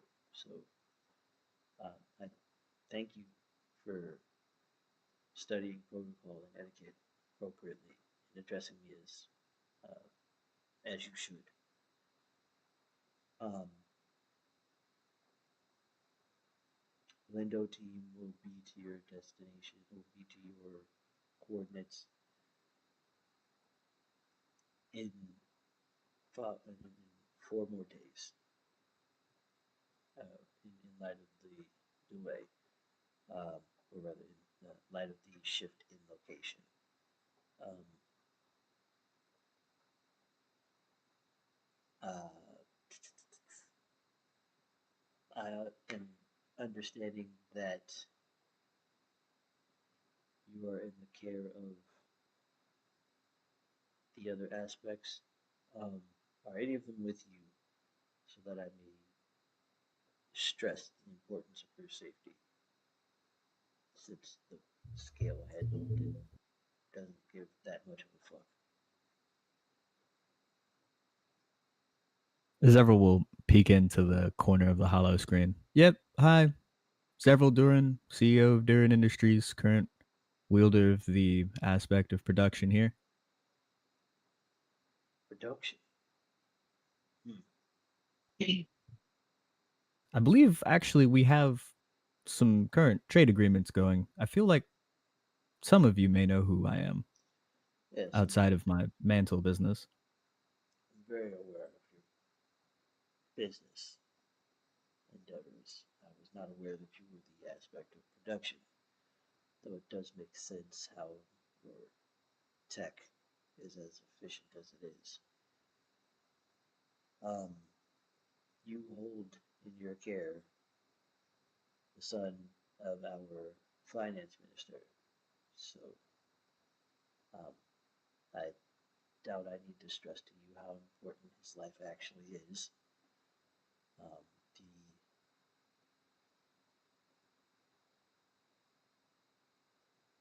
The aspect of protection. Uh, He's no longer an aspect. hmm. Well, Zevril's just kind of scratching the back of his head, kind of embarrassed. Yeah. you're gonna see a grin like crawl across that man's face. That was information that I didn't need, but I am happy to have. Thank you so very much for that. Okay, so the scaly fuck was so shit at his job that he lost his fucking mantle. That's amazing. Okay, hold I'm so on. sorry. Hold I'm so on. sorry. No. I'm sorry. My apologies. I lost my decorum there for a moment.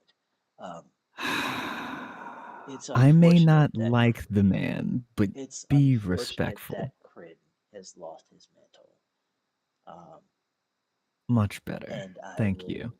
I will advise Lindo team not to, or rather, to be mindful of their words when they come to retrieve Egdon. And Egdon's doing his best to kind of like stay um, in I guess formation would be the word.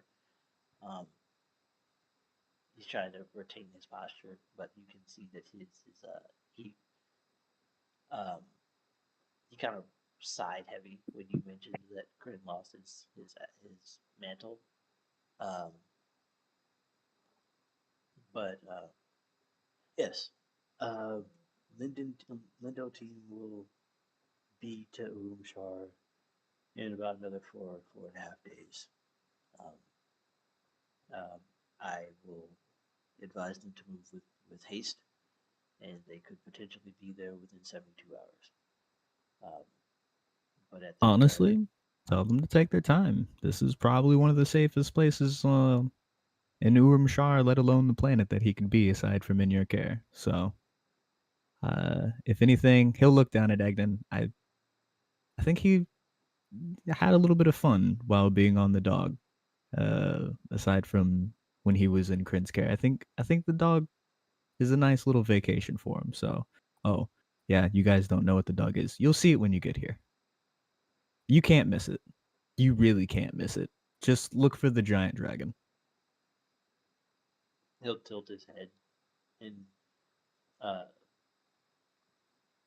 okay, um, I'll receive Lindo team debrief when they return in regards to that comment there.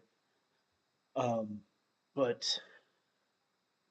again, would like to thank you for looking after the finance minister's son, and um, if there are any other, um, if there's anything else that you need before Lindo team arrives, please feel free to contact me, and I will make whatever arrangements I can. Um, Signing off. And he salutes, closes the channel. And as soon as he closes the channel, Egdon drops his shoulders and says, "Why would you tell him Krin lost his mantle? I, I told you he has problems, right? I said that, right?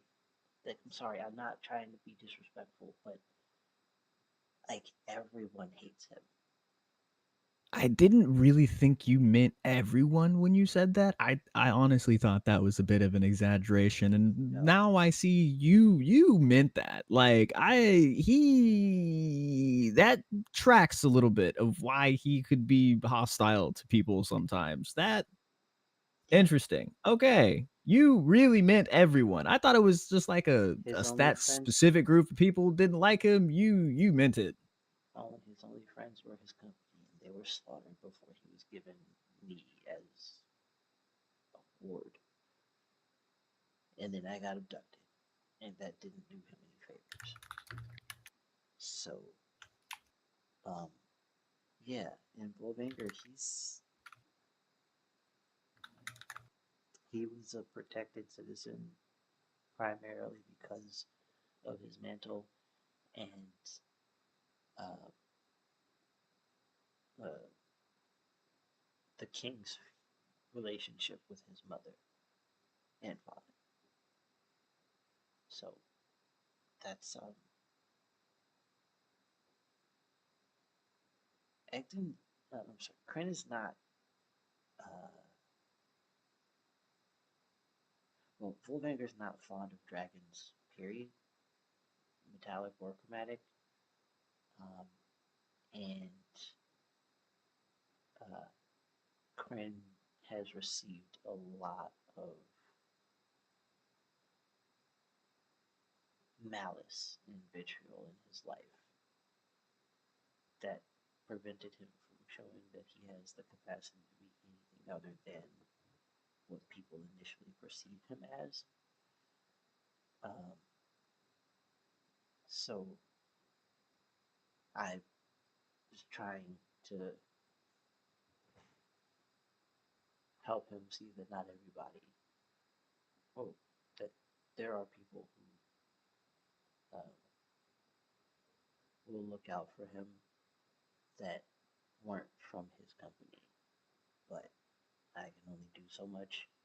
17, not trained in any kind of combat, so yeah, I've just kind of been a burden to him this entire time. You aren't a burden, Egden. Krin's going through his own personal challenges. That has no reflection on you. I have no doubt in my mind he will come back a better man. And who knows, maybe he'll have a few things to say to you aside from that. But don't leave here thinking you were ever a burden. Thank you for your words. But I think I'm gonna take another rest before trying to learn something while I wait for Lindo team. So thank you for opening the channel, and thank you for bringing me back here, and thank you for keeping me safe. But I need to go rest for a bit. Zevril's gonna go over to like an area over by the central command and pull out the new phones he was going to give everybody with the updated indie, and he'll take the one that had Krin's name on it and give it to him and say, if you need anything, if you don't feel like using the intercom system, even when you go back to your homeland, these have little mini satellites inside of them so we can actually reach each other over longer distances. Take it. I was going to give this one to Krin when we returned. You can have it instead. Thank you for this. Of course. Even after you leave, make sure you keep in touch. We actually like you. You got it. No. Clasped the phone in his hands and bowed you slightly before stepping onto the elevator to return to his quarters. As he's returning to his quarters, he'll shout behind him, make sure you're up early. I have an odd feeling Maha's going to be at your door at like 8 o'clock sharp to go ahead and train you a little bit, knowing him. Noted. Thank you. And he'll kind of chuckle and go off to his own room. Everyone on the frizz. I'm presuming you just teleported yourself and egged in, correct? Like everyone else is still on the frizz. I mean, I can teleport back and grab Maha, but yes, I intentionally just teleported me and Egden. Okay. Because I can only really do one person at a time. One person at a time without it straining and stressing me the fuck out. Yeah. And I don't want to lose anybody in the void, so yes. Right. Maha is an ill-advised passenger because of how much larger than you he is. Personally, just as an advice, or as a heads up. But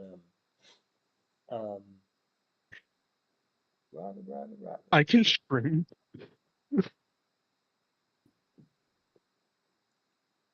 Okay. Yeah. I was going to say something, but that K just filled me with so much joy. Man said, I can shrink. K. Uh,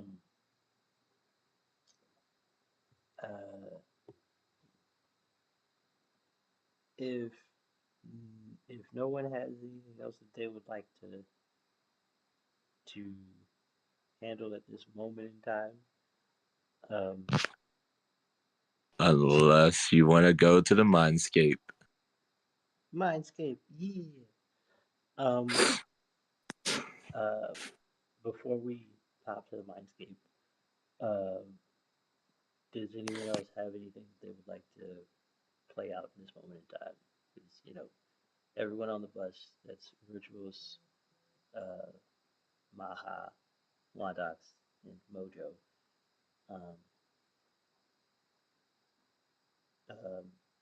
You saw Zevril, who rather just fall through a shadow with Egden, and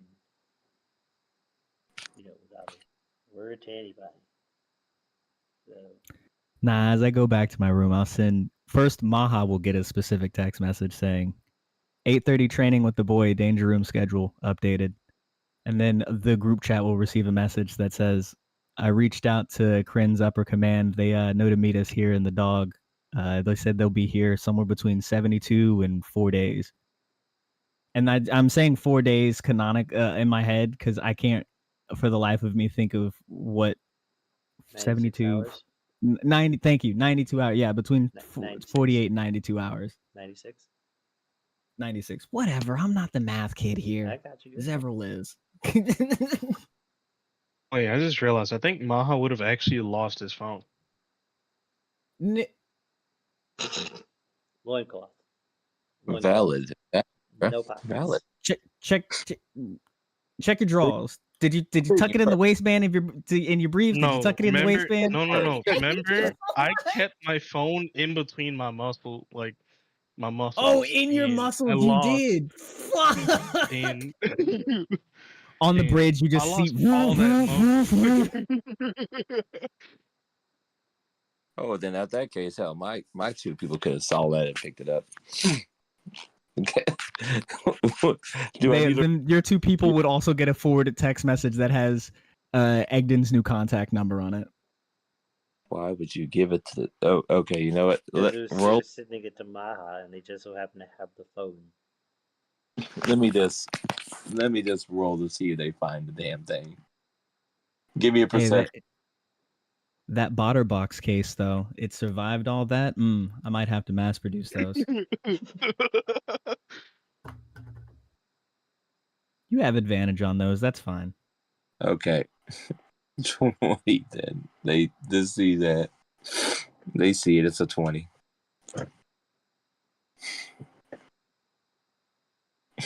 And then they'll let me know. Or the frizz will go beep, beep, beep, beep. It's the magic school bus. It's the magic centipede bus. Sorry, the magic millipede bus. I'm sorry. Yeah, so not getting that message, Maha's gonna be up at 6:30 at Egling store. Are you not gonna tell him, bro? Tell him the contents of the message. He doesn't have a phone, and have the information was relayed to you. Tell him. Well, okay. Ready for this? Dealing with some shit. Beep, beep, beep. Yeah, Wondox is dealing with some shit right now. He's deep in conversation. There's a reason why on that bus. I swear to God, I said I wasn't at first. Now I have to. Jesus. Well, everybody else got their respective text messages. I'm fucking. Look at Vyrtuous. She's right next to us this whole time. Vyrtuous, you good? Yeah. Vyrtuous was well, yeah, I pulled that note out when everyone was there, but he didn't actually give it to her. When she was leaving, though, he had been quiet because he was sitting there reading that note, knowing that she could hear it in her mind. And he would have kind of modified it a bit. So it would have said something like, Dear Avril, I can see that you are quite busy and preoccupied right now, so I'll just slip this in, and you can read it whenever or ignore it. I know the mindscape can be strange, but I'll at least leave this as a subtle thought. I would like to communicate with you later about various things. I know you already understand my displeasure at how you tend to treat my teammates, but today, while you were talking, I noticed you really went out of your way to exercise restraint, and I appreciate that. So you can kind of disregard some of the other parts of the note that I was going to say. But anyway, um, yeah, at whatever your convenience, I would like to invite you to a psychic mind conversation meeting thing. Um, this is a mental message. How do I cut it off? Do I mind write a signature, or maybe I just stop thinking? I have so much to think about. No, focus. Don't think. Just don't think. And his mind would just like slowly fade away.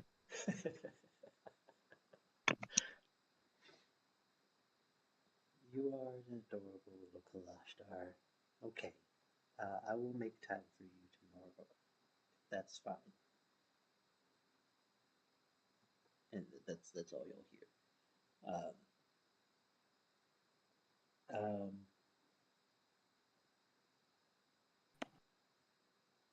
so um,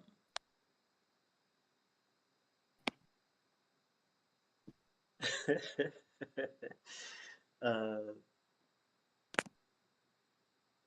um, so inside the mindscape of Wondox, um, the uh, the Wonderkin wanders through the inner temple of his mind, um, and there's a cacophony of maddened cackling, just echoing across like the temple. Um, it's only a matter of time. It's only a matter of time. Oh my God. How long has he been like this? It's only a matter of time. Only a matter of time. Only a matter of time. You're Just right. You know, just we're you gonna wait. fix you, friend. Don't worry, we're gonna fix you. Okay, just hold off on. Okay, buddy. Oh, you're gonna get fixed, all right. Just wait till the harbinger finds you. Ooh, you'll be in for it then. How long have you been like this, Chief? Uh, uh, I've always been like this. I don't think you understand what it's like to be in the embrace of the harbinger. You might No, like I'm it. asking before you found the Harbinger. What were you doing beforehand? There was no before. There is only now. No. There's always a before, an after, and a now. You're at the now, but there's a before, and then there's gonna be an after. So what was before? The before doesn't matter because the harbinger is all there is. Okay, but the Harbinger would have been before too. So again, the before kind of does matter, does it not? My flesh does not recall the before, so my soul Okay. See, does not this, value it. The okay, harbinger so is all there it's so is. okay, but hey, look at me, look at me, look at me, look at me, look at me. I'm happy you feel that kind of way. We're gonna get on back onto that, but I'm gonna need you to just tone it down a little bit. I respect you're trying to be happy about that, but can you like tone it down a lot? Tone it down. Yeah, Tone just a little. down salvation. Sir, you're free to be salvation out your wazoo, but for right now, I need you to wheel it back in because I gotta go. I gotta go have a conversation with somebody, and it's not you right now. Okay? The harbinger is always listening. Be careful what you say. I'll be Don't make quiet for me, now. don't make me sell you to a demon. Salvation's only a I day really don't away. want to sell you to a demon. Do not. I'm trying my best here. I'm trying to Oh, not do that. demons are really nice. You know how valuable I am to them? Yeah, Not very. that's why I know they'll jump with joy to come grab you. So I need you to not do that right now, okay? As I'm trying to do other things. Go have your conversations. When I'm ready to speak, I'll shout from the rooftops. Okay, okay. See, we're progressing. We're making progress, baby. Gotta love it. Okay, and then I walk away from him. It's only a And matter of time. Dear God, Tiberius, this if you could bag him, I guess just bag him just a little bit up. If we can do that, Tiberius. All right. Yep, that worked. Dear God, he's more annoying than the goddamn hobgoblin. Anyway, I grab my mom Take it and time to see your father.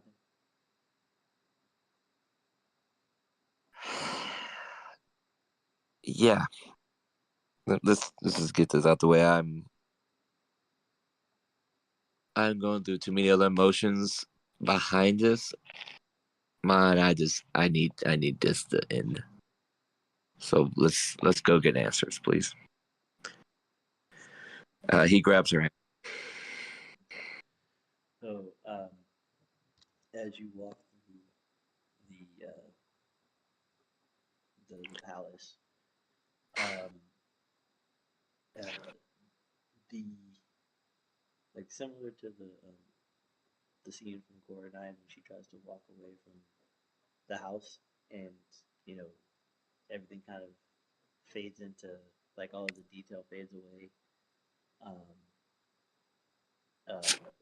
you walk out of the ornate palace that you and your altars typically reside in, um, and transition through a white space before this blue fog begins to roll in and uh, reveals uh, a stone path made of, whether it's a Zayat path, but it's Zayat bricks. Um, the black gold metal bricks pave a path up to this hut comprised of chains. Um, and they reach out and upwards like the can from the canopy um, of the hut, and they kind of latch on to nothingness in the distance. And the say 25 feet uh, from about 25 feet away from the hut, there are these extremely turbulent winds whipping the blue fog around. Um, and within this blue, you see bits of purple and gold. Um, and it's it's rattling the hut. It's almost like a sandstorm is blowing through this area. Um, but as you get closer, um, the wind begins to your mom puts her hand up towards the whirlwind, and uh, it parts as almost like drapes are being opened, and the wind is still blowing the dust around, but this doorway, this tunnel, opens up within the storm itself, and you can see very clearly the entryway to that hut that you were standing in, where you could only see the back of your father originally. Mm-hmm. And as you step into the hut itself, um, your mom her mind kind of, like her eyes kind of glaze over, and she just walks directly over to your father, kneels down beside him, and then uh, turns and reaches her hand out to you.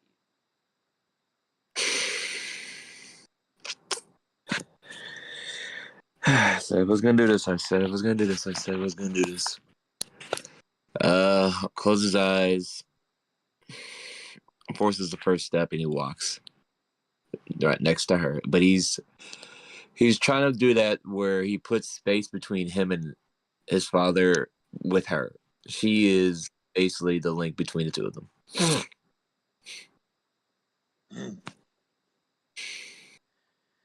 So you finally come back to see me, huh, son? Please, let's hold off on the sudden talk right now. Oh, I'm sorry. Should I call you Wondox? Is that what you would prefer? Yes, please. This for right now. All right. 'Cause- That's fair. So, Wondox, you've grown to be a very strong Vergito, and Okay, let me start with this something because I gotta get it off my chest, yo. I know you're gonna probably say a bunch of flattery stuff, and I really don't want that right now. I remember being a little boy, wondering who you were. I remember thinking, "Oh, Dad, some must be a cool guy. He's on some important mission. That's why he's not here. Dad must be some crazy agent on some crazy stuff. Because Mom is not talking about him. He must be some secret agent."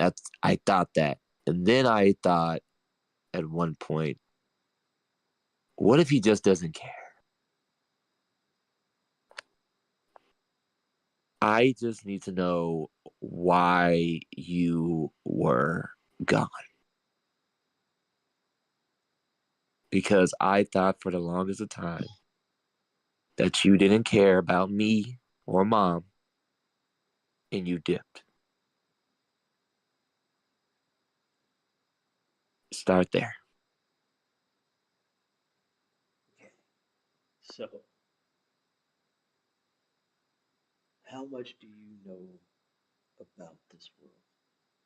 Truly, how much do you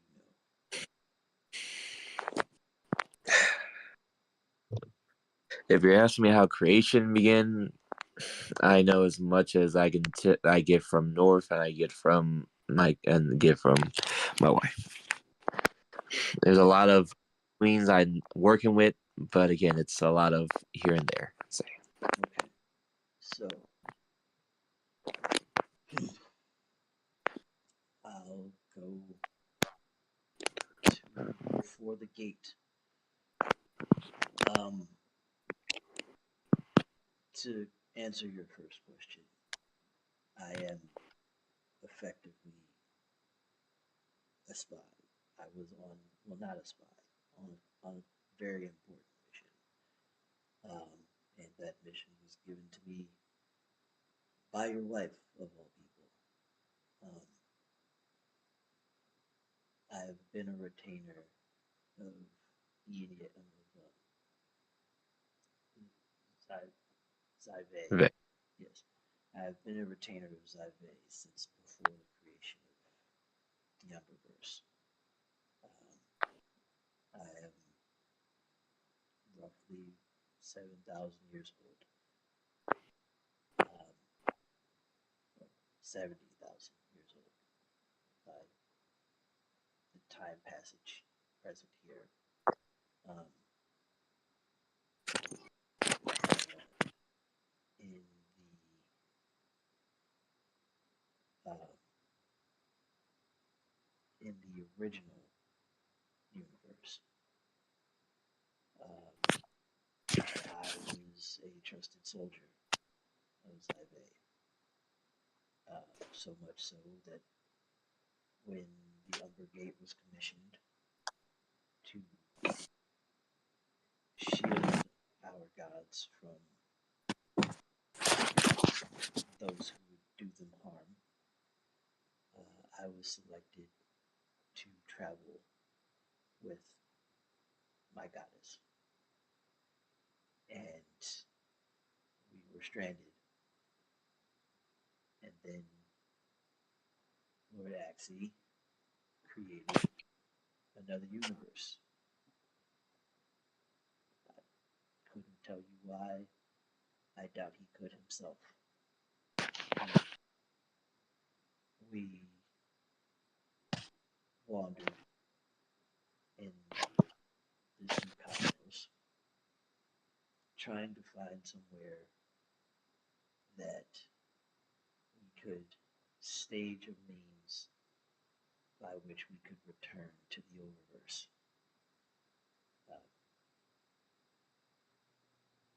The Atricans locked us out, and we can't return to the Prime. So, when Jarmado was created,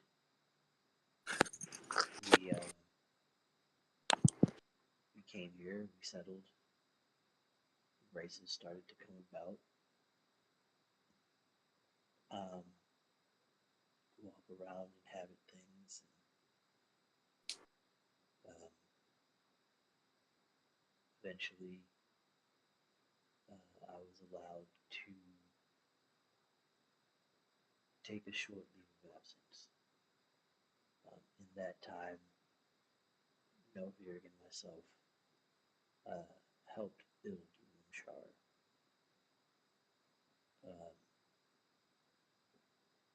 And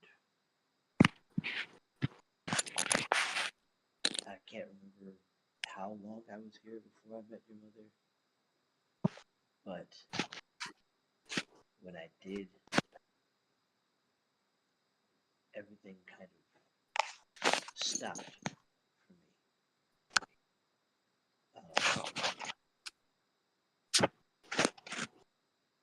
As a full-blooded Hernkito, my natural face is not something that, or the face I was born with, is one that causes me an immense deal of pain. So I created a face that I got comfortable with, and that is the face that your mother fell in love with. I haven't worn it in 27 years because I've had another job. I was tasked with finding or with commissioning an artifact and finding a way to push it from here into the Prime so that another retainer, another leader, could gather it. I was commissioned, I was charged with creating Zyve's artifact, with making her chains, and finding the weak point in the Umberverse that would allow for the transference of this artifact into the Oververse. That has taken me a very long time. I've eventually found that place, but before I could push the chains through,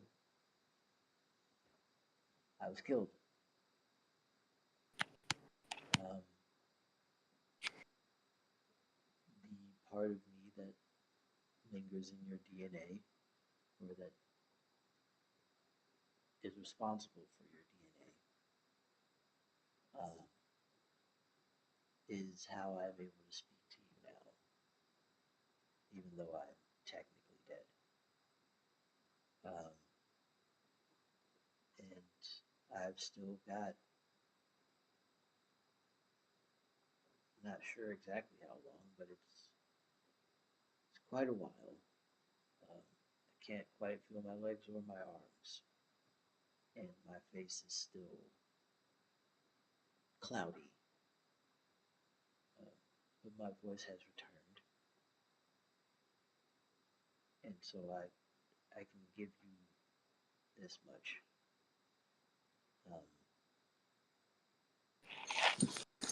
Had I known you were born,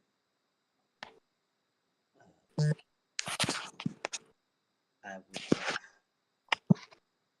have cautioned you against wearing the faces of those you care about.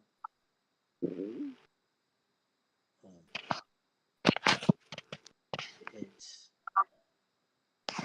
very dangerous, and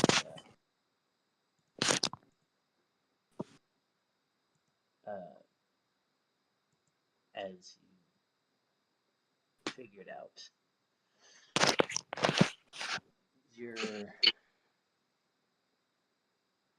there's a way to restore your mother's mind, and I'm truly sorry for bouncing around so much. My thoughts are pretty scattered as well.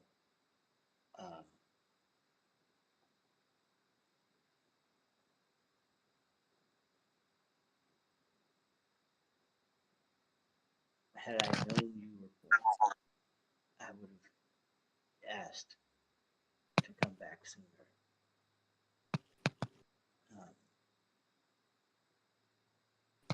But I imagine that's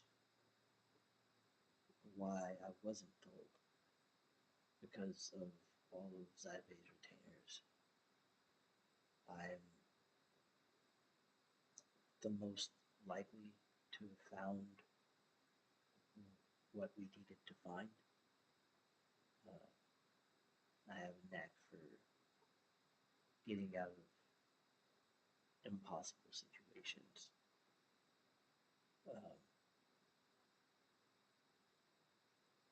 Something that I'm fairly certain you will manifest in time if you haven't already.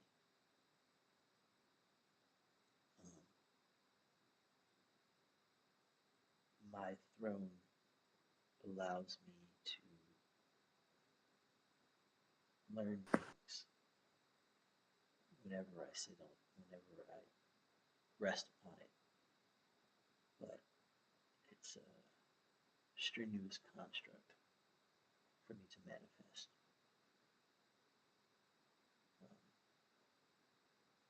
And so I don't try to lean on it too much.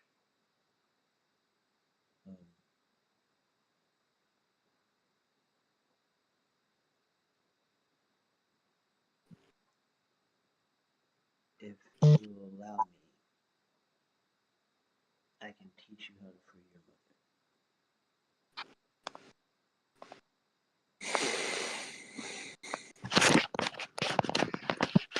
mother. Wondox looks at him and he's trying to process a lot right now.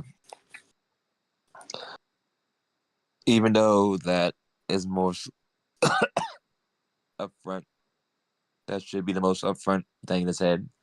With a line that really sticks in his head, and I don't know if they can hear his inner thoughts. I'm assuming they probably can. It's, she knew if I told him, you would come sooner. That sticks in his head for a bit, but he reels that back, and he will say, "Yes, I need to know how to get her out."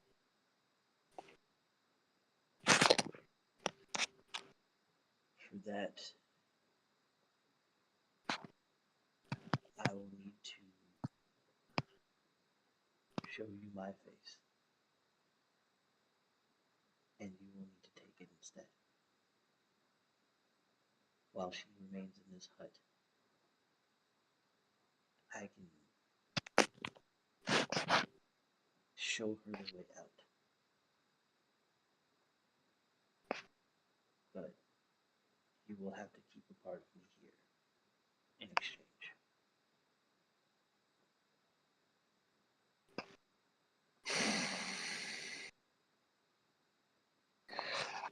Wondox actually starts doing a little the pacing, the walking back and forth. He looks at her and he says, "Okay, okay.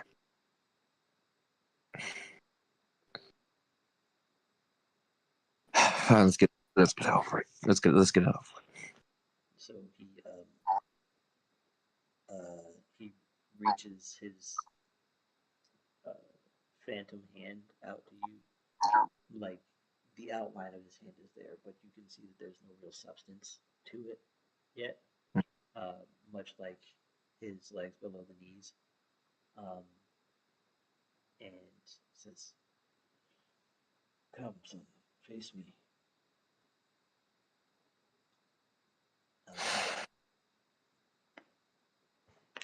As you look into the swirling blue, purple, and gold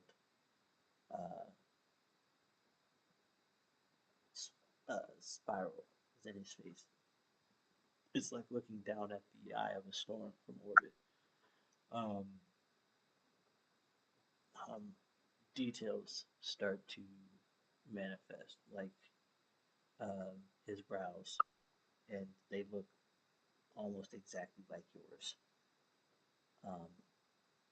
Then his nose comes into place, and you can feel his body start to shake in your hands as his mouth appears. His teeth first, and then his lips form over top of them. His jawline starts to round out the outline of his face.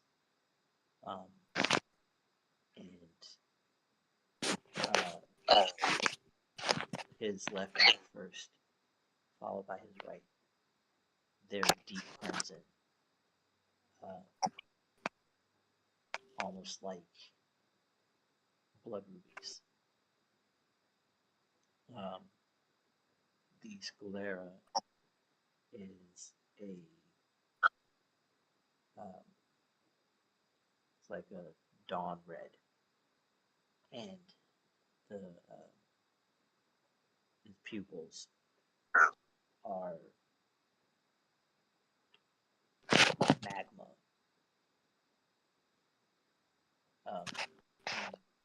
Flicker yellow, like yellow and red.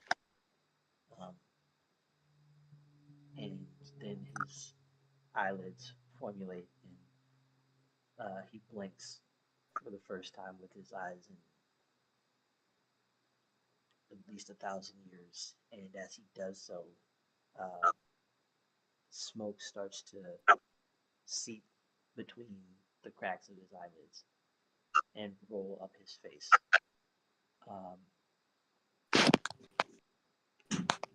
And he takes a deep inhale.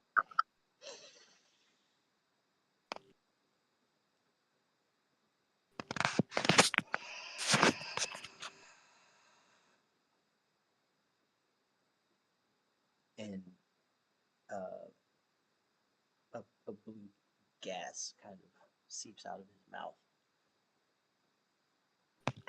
The face of your father is just a little bit more round than yours. Like the only thing that you got from your mother was the slimness. Other than that, he looks exactly like you. And your eyes are different. And his skin is caramel as opposed to the pale mucusy change on skin that you've come to accustom, like you've come to identify with so strongly because of your mother.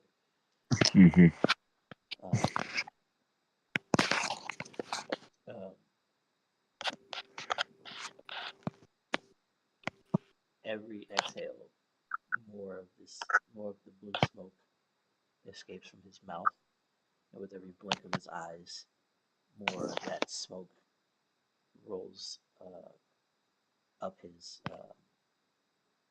out of his eyelids and up the sides of his face. Quickly, I begin to grab at it and take it. as you reach for your father's face, you'll hear in the back of your mind,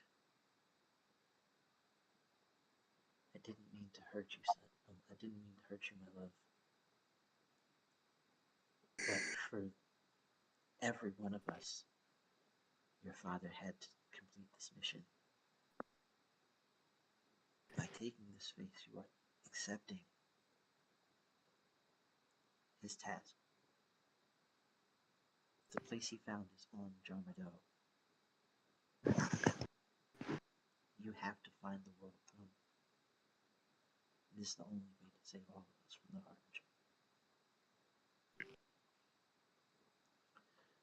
Harbinger. We will later. When you take your father's face, a golden door appears inside of the hut, with a shimmering purple light beaming from the brims between the arch and the door itself.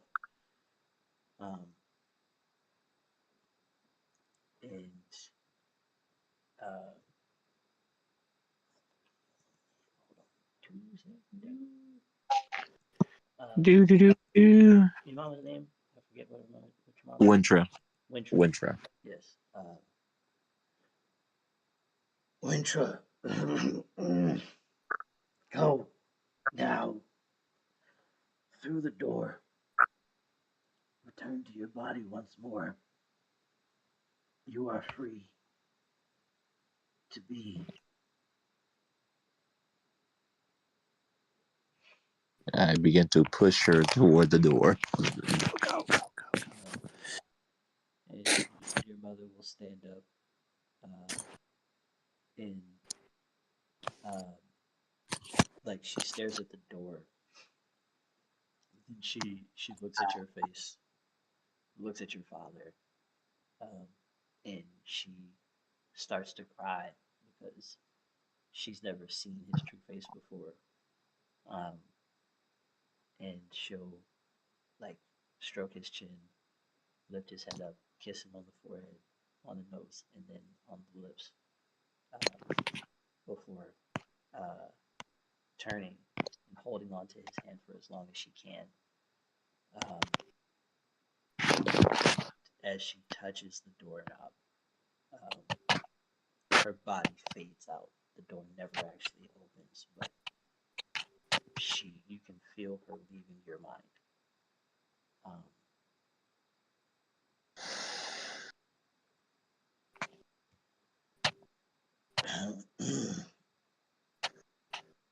And your dad's face will return back to that maelstrom that it was before. Oh. Thanks. I haven't worn that face in so long. I can imagine. You have awakened your Hercule blood in full sight. There are powers that you haven't had because you were suppressing me. I understand that I hurt you. That you thought I did not care.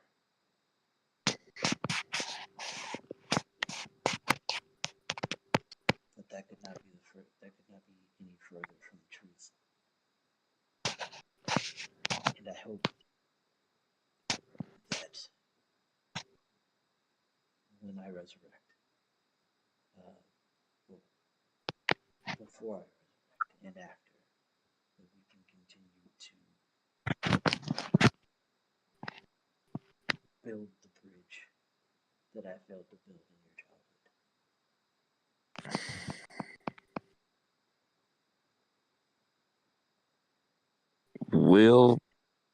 We'll work on that.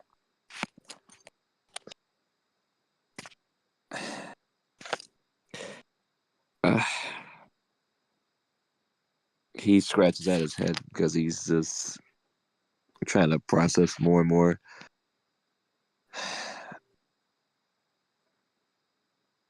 How about there's a beach I'm trying to take everybody to.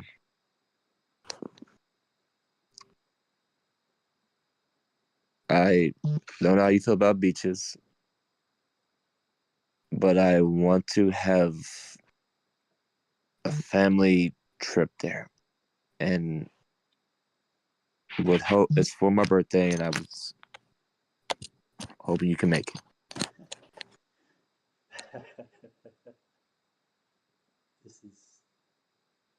This has to be some kind of cosmic alignment. I don't want to call it a joke because I don't want to be disrespectful. Please tell me that you were referring to the beach of Norway. The one with the shiny water in it where you touch it and the lights good on your body? Yes. Yeah. That's where the veil is, son.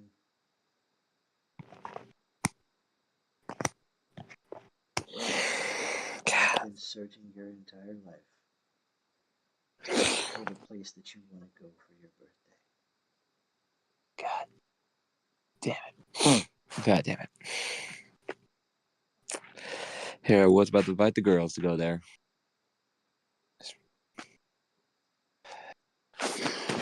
Okay, it's been a lot. This really has, and I'm gonna walk out right now. Just I'll be around. I just need to go walk outside. Okay. Okay, son. All right. I miss you. I I love you. okay. Wondox begins to walk out the tent. He stops before he walks fully out. He looks back at him, and then he walks back out.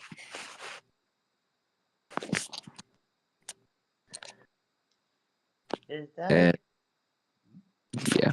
Oh no, I have to send the messages later to the missus about something. It will be an angry text message later. Understood. That'll be where we end tonight's episode. This has been episode 14 of Aspects and Envoys. I have been your game master, Soulsym Mirak. With us this evening, Wondox the Wonderkin. I'm yelling at my wife when I see her. Zevril Durin.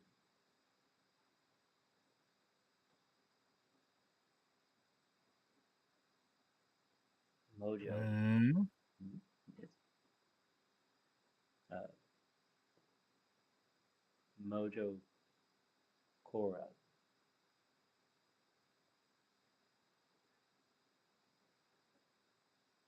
Maharashtra. You're And Vyrtuous. Okay, maybe they're crazy, but aren't we all a little crazy? If you have if you have enjoyed tonight's episode, please consider dropping a like, hitting that subscribe button, and pressing the notification bell so that you get notified whenever we do anything here on the channel. Monday, is SoulSym Showdown, SoulSym Solstice, I'm sorry, the first of our 2-night event in the wrestling verse. Wednesday will be the start of Mass Effect 2. Thursday will be More Risk of Rain.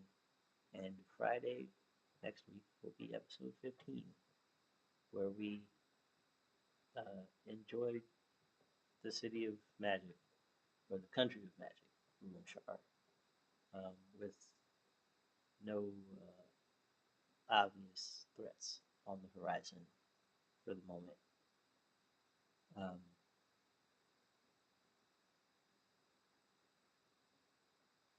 I would like to thank you all for watching, and until next time,